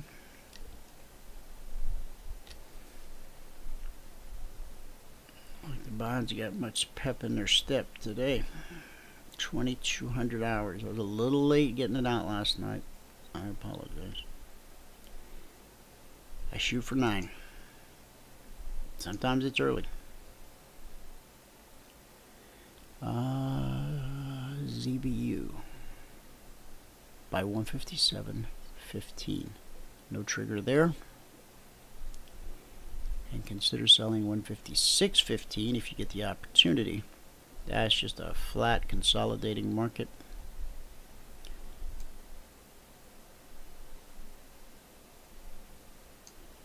Yeah, a nice trade to the downside yesterday, nothing to the upside. So maybe tomorrow or Friday we'll get some movement out of the bonds, but for today, no trigger.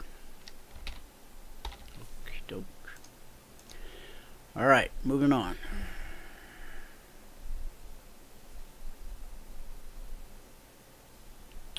Okay.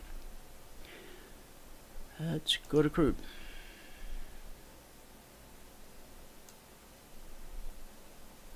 Man, crude for a while there was so volatile and had so many great opportunities, and of late, yeah, not so much. 2,200.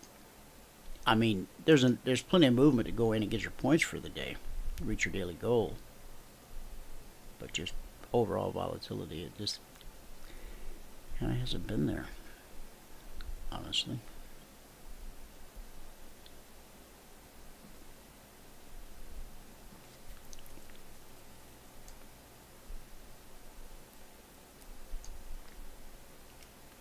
Where were we at Sunday night? 27th.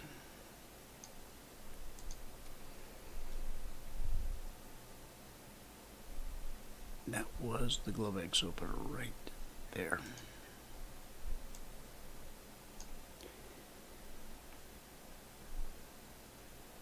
And we had a zone at 4830/35.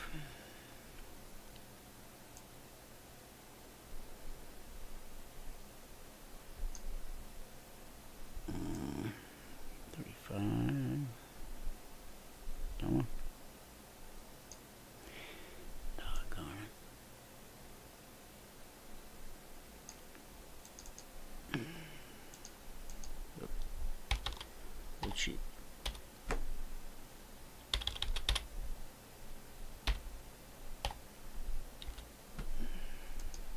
Okay.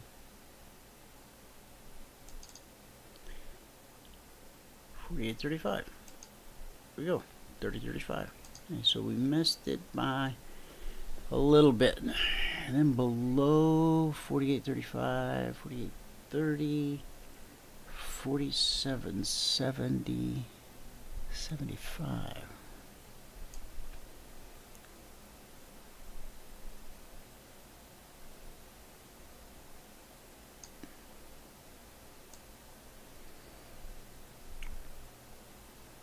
Now again, the zones go out to the partners Monday morning, 6:15 a.m. Eastern, before the markets open.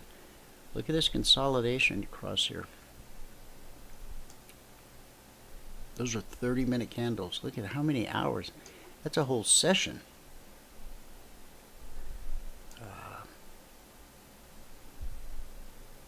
Where was our yellow candle? We already passed that. There it is. So we ran up to the zone over, tried to get to the zone overhead, came back into this zone.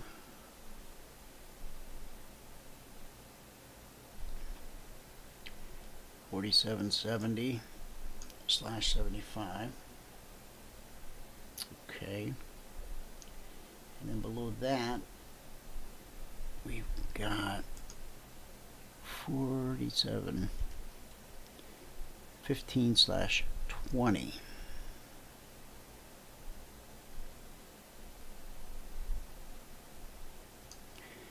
$47.20, $47.15. That's zone to zone to zone to zone. That's 47.20 to 47.70. That's 50 points. So that's 500 down,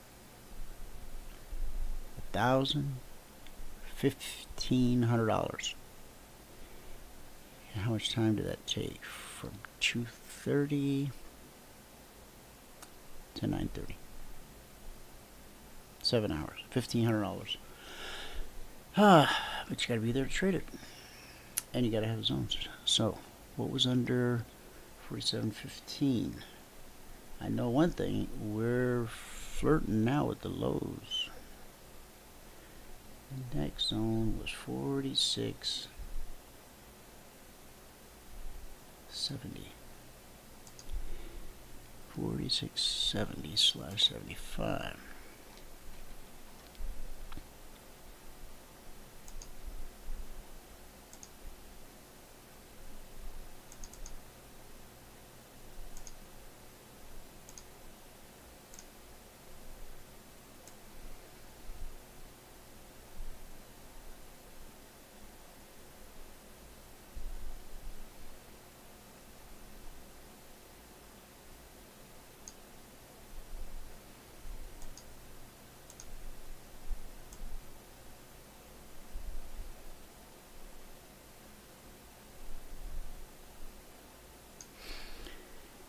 Okay, so it consolidated a little bit, dropped, and then popped right back up into that zone. And there's one zone left below, and that's way down at 45.50/55. 45.50. 45.55.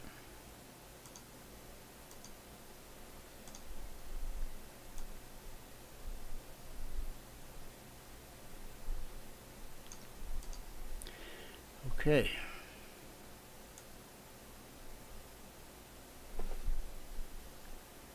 So we've spent the last couple sessions in this zone. We did run up and tag the 46.70-75 zone, just as we did over here, but on the way down we couldn't make it all the way to 55. Will we make it to 55 this time? Well, I'll tell you what, I would certainly be willing to trade 45.70 to 45.55. It's only 15 points. It's $150 per contract, but it's a high probability. It's a, in my opinion, a very high probability trade. So I suppose we could scratch it on here. Consider 40. 5.70 to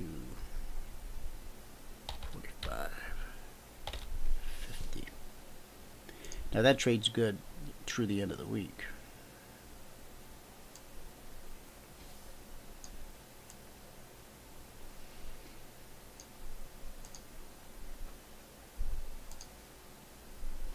Okay. Last night, the alert on crude was consider buying 47.40. That sure didn't happen. Consider selling 46.10.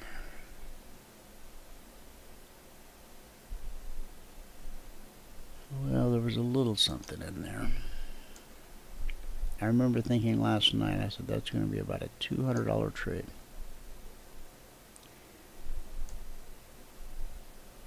$46.10.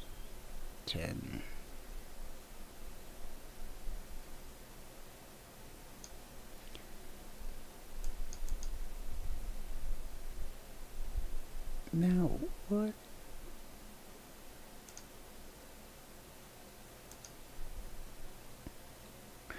Oh, because that's a different kind of line. Can't do that. Come on.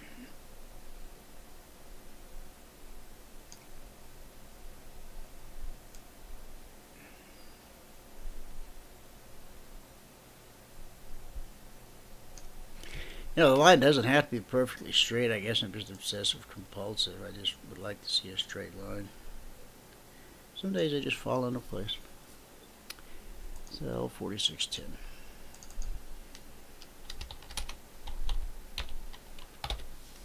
Okay. Alright, well, the first little drop went nowhere, but if you got your stop here, you're not stopped out.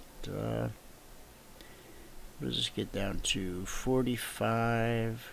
The lows 45.91. So that's 19 ticks or $190 per contract.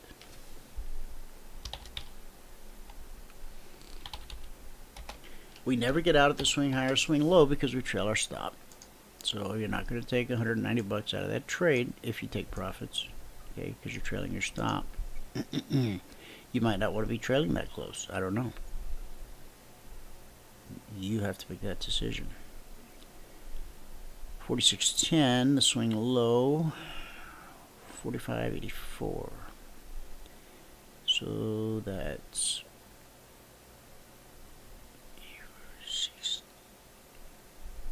So that's 16 and 10.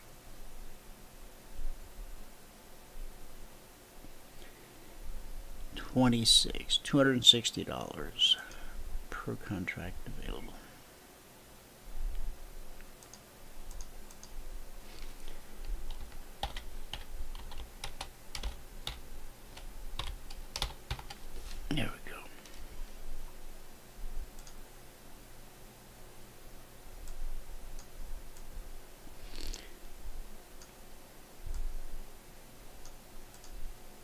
And this one dropped to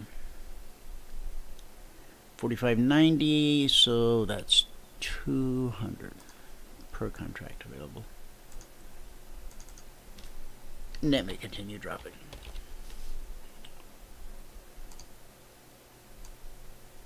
Now, it's gotten back above, okay? So as soon as this thing turns red and starts to head down, you can sell it and put your stop right here. You got almost no risk. And you've heard me say it so many times, the least amount of risk will often produce the greatest amount of profit. Okay? I keep saying it because it continues to be true. Alright, we had a $1,200 move there in the NQ yesterday. What good fortune has it brought us today? 2,200 hours. Okay. Alright. On the NQ, we wanted to be buyers at 58.82.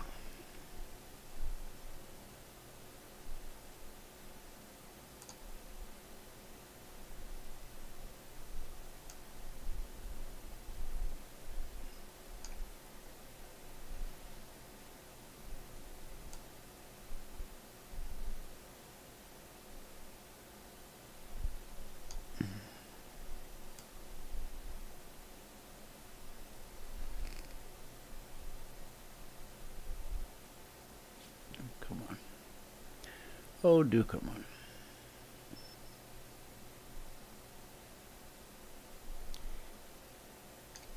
Dang.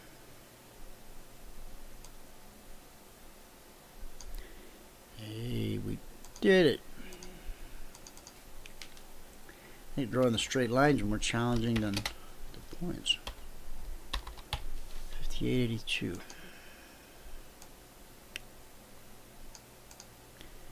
50, and somebody said, I'll come draw the straight lines for you, you get my points. I could do that. From 82 to 99, 17 points times $20 per point. That's going to be $340 per contract available. Okay. Alright, and then we get back below the trigger because important prices and important areas are almost always tested. And the high, we made it up to 59.41.75. So 41 and 18. That would be 59 points at $20 per point. That's another $1,000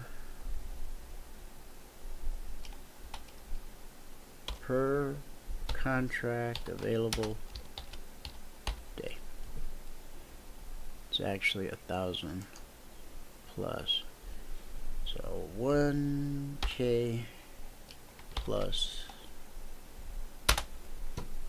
because it went 59. If it had just gone 50, then that would be 1,000. But you know that, right?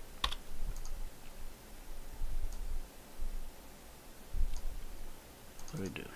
What do I do?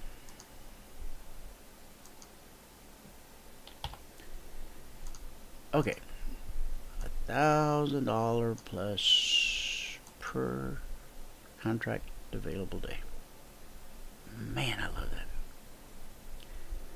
That is sweet.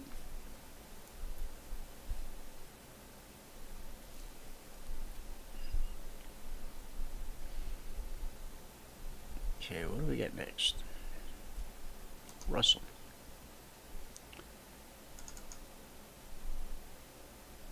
Now, Russell, we got some. The chart's gonna get real ugly for a minute. I just want to see what the daily volume is today. 13,642. Okay. See, when we used to trade it, it would do 80.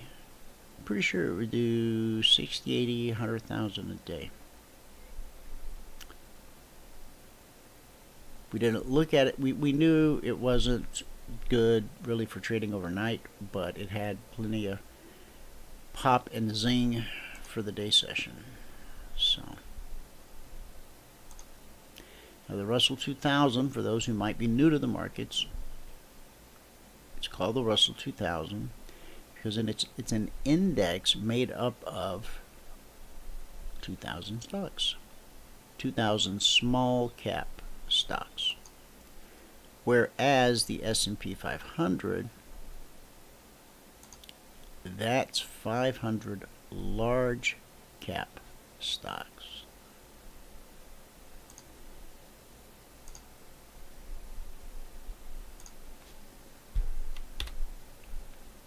Okay.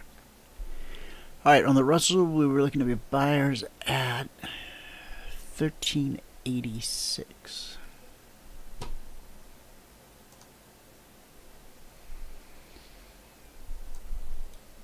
And important prices, important areas are almost always tested.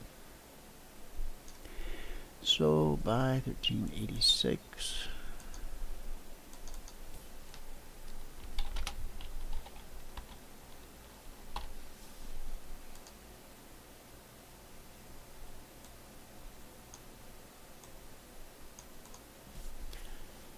Okay, swing high. 1389. Really? Yeah, I guess so. By 1386 to 39. I guess it's because I got it scaled big. $50 a point. It's $150 per contract available. Okay. And okay, now this one gets a little tricky. All right, we pull up to here. It's 89, 89.60. So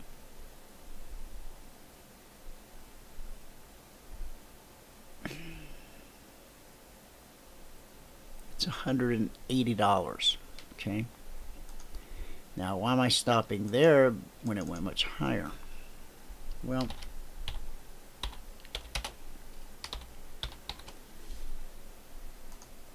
if you've chosen that your discretionary method entails you trailing your stop as opposed to trading multiple contracts and selling contracts on the way up until you're out, okay, you buy them and sell them on the way up. That's a $180 move, okay? And then we get a huge retracement. Actually, you first get a $150 move and a huge retracement.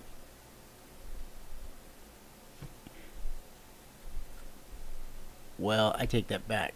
This candle closed here, and so it opened here, and it very well may have done this first, but still you got that big pullback, right? So if you were trailing pretty tight stop, you got taken out. Unfortunately, it didn't go back below the trigger to signal another trade setup, because ultimately it did go to 1391.50. So $250 or so. But again, most likely on this candle, your stop got taken out. Okay, and it didn't get you back into the trade because it would have needed to come down a couple more ticks. Okay, and that'll happen. But again, it shows you important prices, important areas are almost always tested. And how many times do we see it go one tick below or two ticks below, and then sometimes just doesn't quite make it. However, when you see price start to rise over here, even though, you know, this didn't give you an entry, your 4-tick range chart, the way we traded in the live trading room, just might give you an entry. And with that, you don't have to worry, because you're only risking, I mean, you don't have to worry about the risk, because if you're using the 4-tick range chart and the method we use in the live trading room, you're only going to risk 8 ticks. Okay. Now, another dilemma, of course, for this trade is your stop. The most recent swing low on a 30-minute chart is way down here at 78. So we don't like to risk more than $300 on a Concierge Trade Alert. So when we don't have that, we drill down to a smaller time frame, 5-minute. You could even go 1 minute. Okay, looking for a swing low that you can put your stop under. Okay,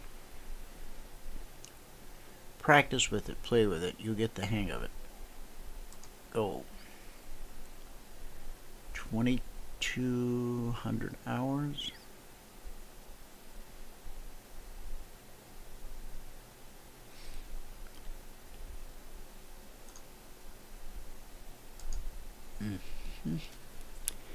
Right, on gold, we wanted to buy 1322, couldn't do that.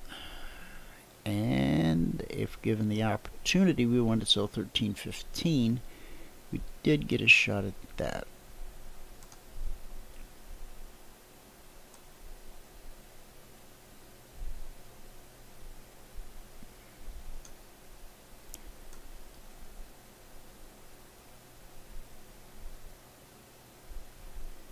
No, it's not a home run kind of a trade. They're not all talking about it at the diner back home. Yeah, but it's a trade. 1315. Okay. So we get a swing low here of 1311.60. So just round that up to 1312. And we were selling 1315 to 1312, so that's $300 per contract available.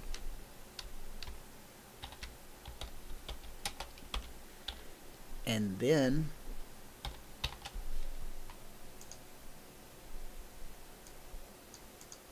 okay, back above the trigger, down we go again.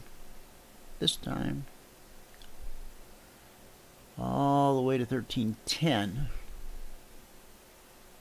1310.1.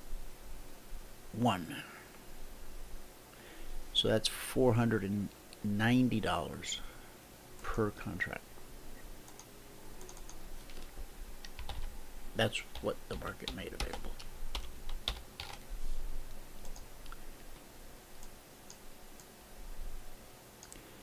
And then it got above again and fell, and then it got above again and it's falling again. Okay, we already looked at bonds, we already looked at crude, we even looked at the EMD, Russell, NQ, crude. I would say we've covered it all. Okay, now that that Concierge Trade Alert from last night, 2457, it's made it up to 59.50 so far, 2.5 points. They'll go for the day for some people, but it hasn't just rocketed up to 61.62. It looks like it wants to go there, but it's taking its sweet time. As you can see, this time of day, volume really begins to slack off. What do we got? 36,000 contracts in the last 27 minutes. Okay. Now, today's Wednesday. We're over the hump. Tomorrow's Thursday. Partners Workshop tomorrow night, 9 p.m. Eastern. You do need to be a partner to come to the Partners Workshop. Michael, if you're on the trial, Michael should have already sent you an email telling you what it takes to become a partner. If you've not received said email, call him 949-423-6464. 949-423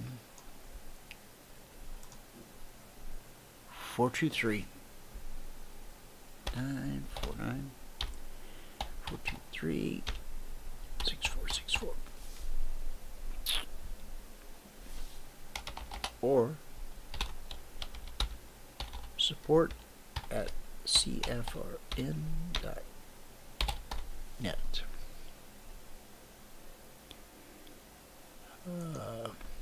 If I typed everything right the first time, my workday would probably be cut in half. If I slowed down, I could probably pull it off. Oh, and Ron just clued us in. He had originally typed in, and I missed it, that the EMD paid $5 a tick, but he checked and he said actually it's $10 a tick. So I'm putting in the chat box right now for everybody. It's our phone number, 949-423-6464. Or some people like to say 949-42-EMINI. Okay? Support at cfrn.net. That's if you did not get the email with the information on becoming a partner and you have an interest in becoming a partner. We do have a tuition assistance program available, and so you can talk to Michael about that when you call 949-42-EMINI. Let's go look at that EMD again for a minute. Real quick.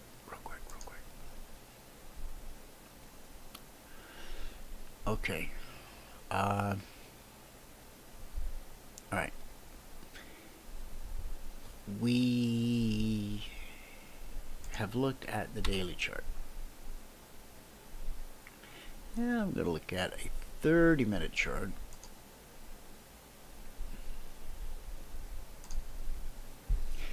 Okay, now, see how this 30-minute chart, blue and climbing, then we roll out to a daily, and we know there's a possibility we're about to run into some resistance, right? I mean, it might move right through it, but it's something to think about. So if you're going to go long here, okay, the BBC right now is at, on the daily, it's at 1718. Okay, let's go back to that 30-minute.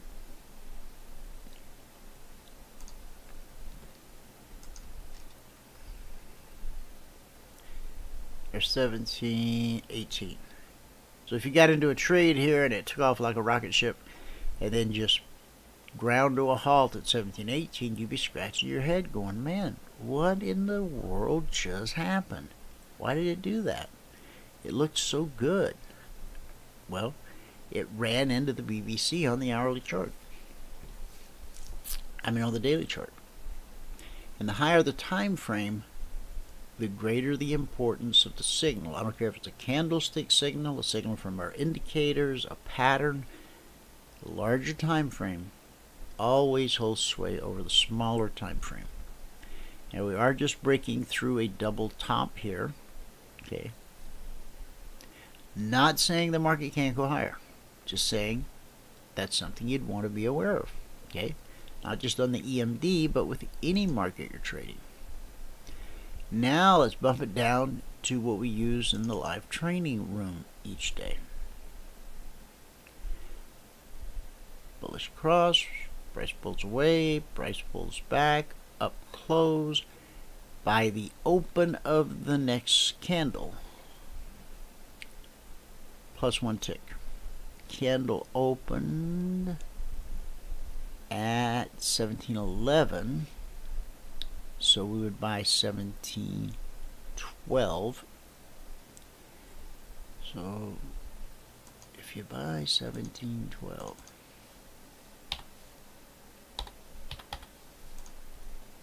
If you're trailing your stop, you might get out right here when the BBC gets on the back side on a long trade on the south side of the CFMA1, and you get a red candle close.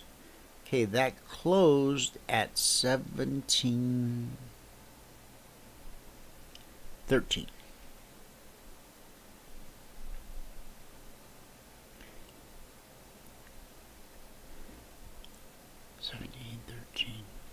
Okay. And there's 10 ticked. Okay, there's 10 ticks. Alright, so 1712 to 1713. No, I need the close over here.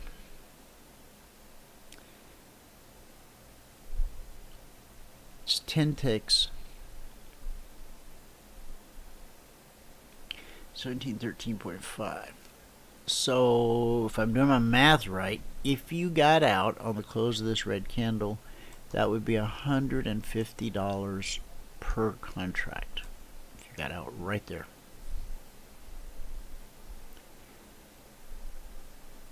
Now, if you were trailing it with some different methodology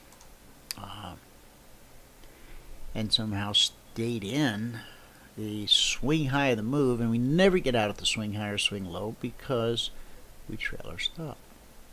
The close of this candle was 1714.60. 1714.60. So that's $260 per contract if you got out at the exact swing high. Which, if you learn how to do that, you tell me. Alright? Okay, so now we've all learned a little something about the EMD, or what's known as the mid-cap. Alright? Alright. We're going to wrap it up. Let me check the chat box.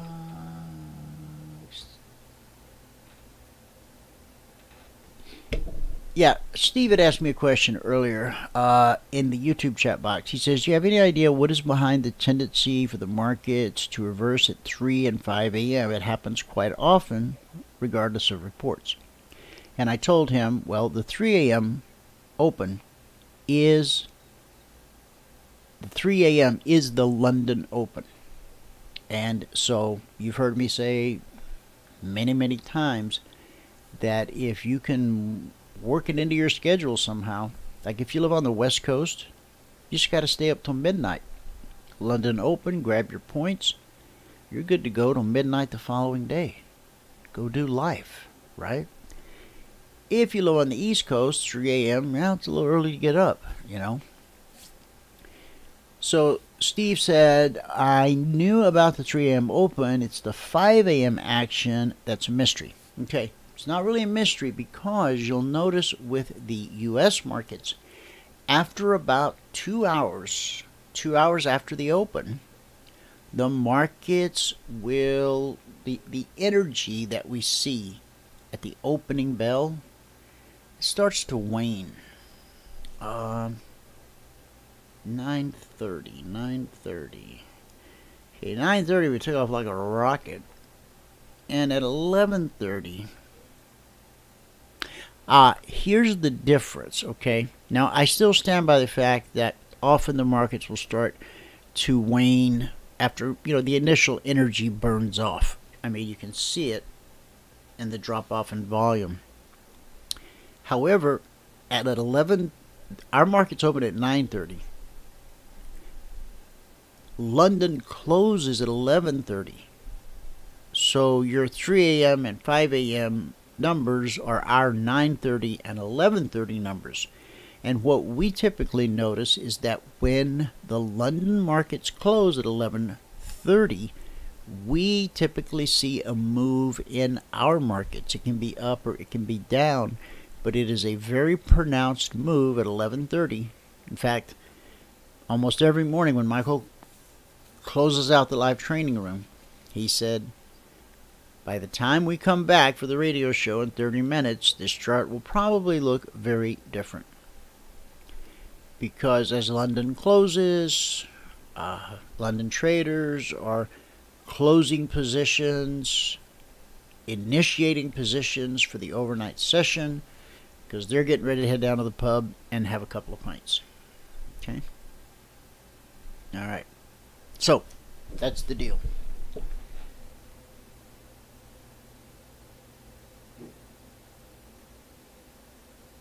Yeah, I've never been much of an Asia market trader, but I'd love to hear your any stories you have about trading the Asian market. I just have never seen it. It just never grabbed my attention. Maybe it's because I'm busy doing other stuff and not watching it closely enough.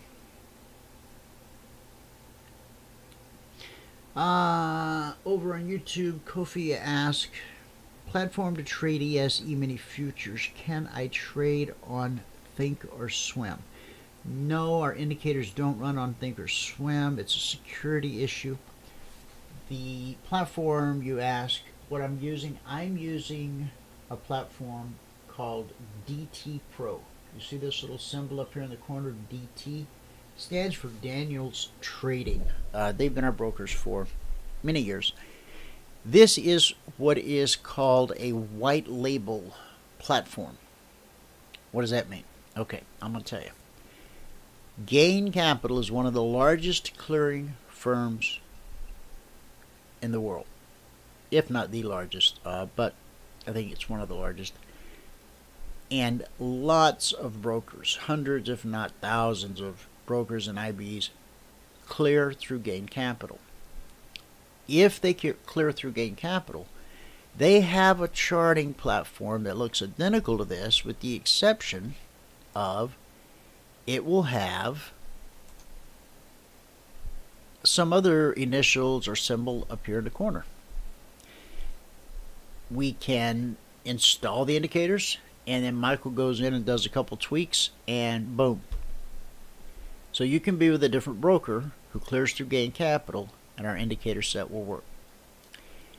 If that's not the case, you can take a trial of this platform. You can take a trial in our live training room for 5 consecutive days, 9:30 a.m. to 11:30 a.m. You can download this platform for a free trial. You can use our indicators for the entire week free trial. We will teach you our strategy over the course of the week. And then at the end of your 5-day trial, if you want to enter our 90-day mentoring program, where we really teach you how to trade, how to read a chart, like a newspaper, like a mystery novel, then we discuss that, and if it's a good fit for you, then you get in touch with Bert and Leslie at Daniels Trading. They'll help you get your account open. Or if you, again, have a broker. Now, our indicators also run on Ninja,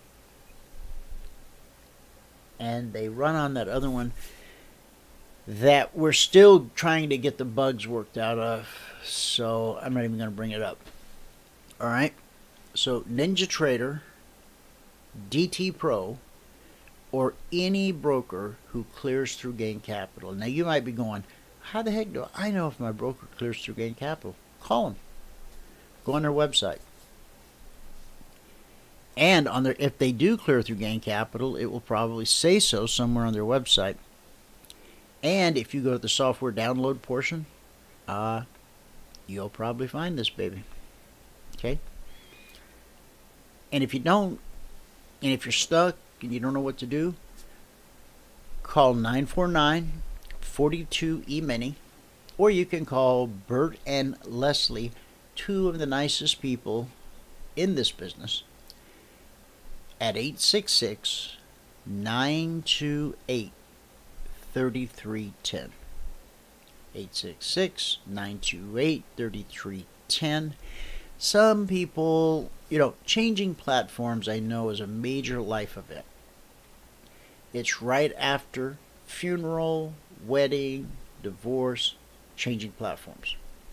In that order. All right? If you don't want to change platforms, you want to, you know, and I'm not speaking to just you, but to anyone in the audience. I mean, we do have some partners who do this. They lease a platform from Daniel's Trading for the purpose of charting and running the indicators, and they still execute through the broker that they've been with for however long. Okay? And then after a couple months, after calling in a number of times and getting help with the indicators or the platform and whatnot, they realize that Bert and Leslie really do care about your success, and most people end up moving their account. So, not telling you to move your account, I'm just telling you what typically happens. If you never move your account, that's fine. We have lots and lots of partners that trade through other brokers and execute through other platforms. Okay? All right. And the good thing about the DT Pro platform is there's no cost. As long as you have a funded account, you have unlimited access to the data, to the platform, all the charts, all the symbols. They do now, they're futures only, there's no stocks, but I know when I was at TradeStation, my bill for data got up over $300 a month. I became a certified TradeStation developer just to make that fee, at least part of it, go away, most of it. But there was still the security issue.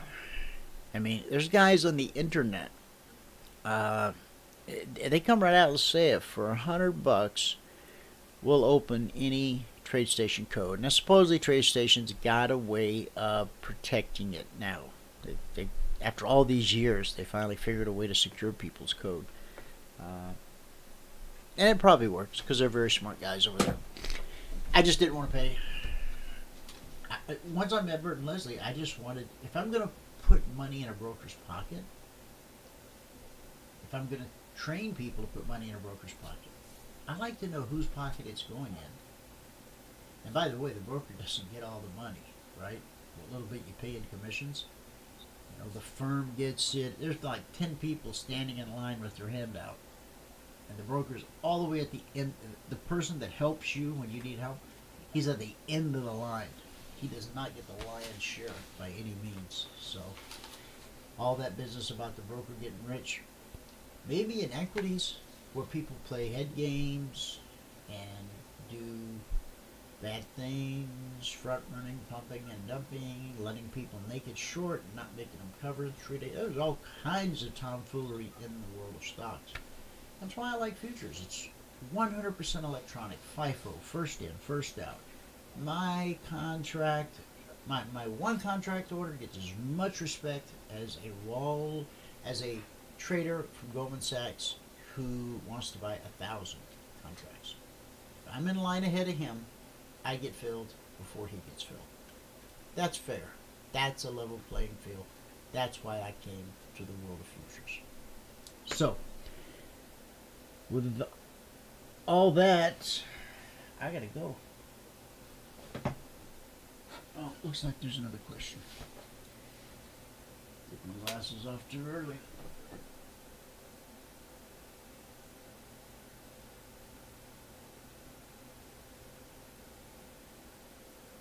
Yeah, Brian, it's possible.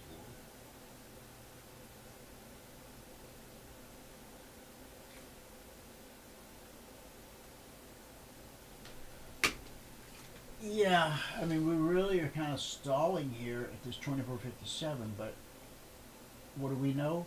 Important prices, important areas are almost always tested. So is it possible that price gets back below 24.57? It already went up to a high of 24.59.75.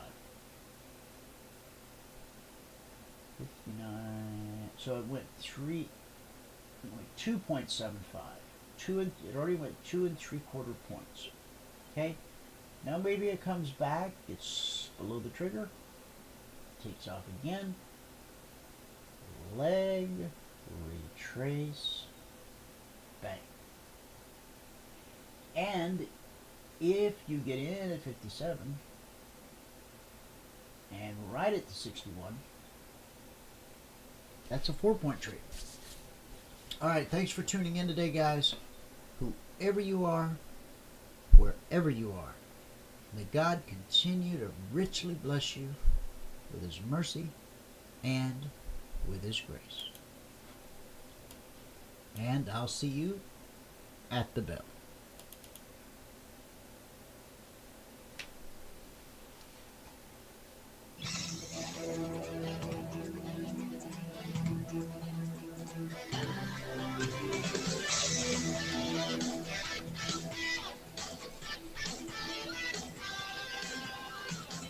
Remember this, there is no greater return on investment than to see a human life changed and given hope. As always, pray hard and trade safe.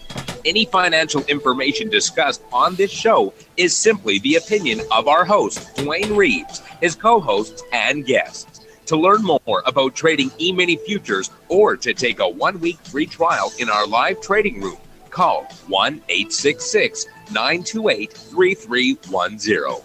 866-928-3310. Information discussed on this radio program should not be construed as a recommendation to buy or sell any security. Always do your own due diligence and consult with a licensed securities broker or financial planner before making any investment decision.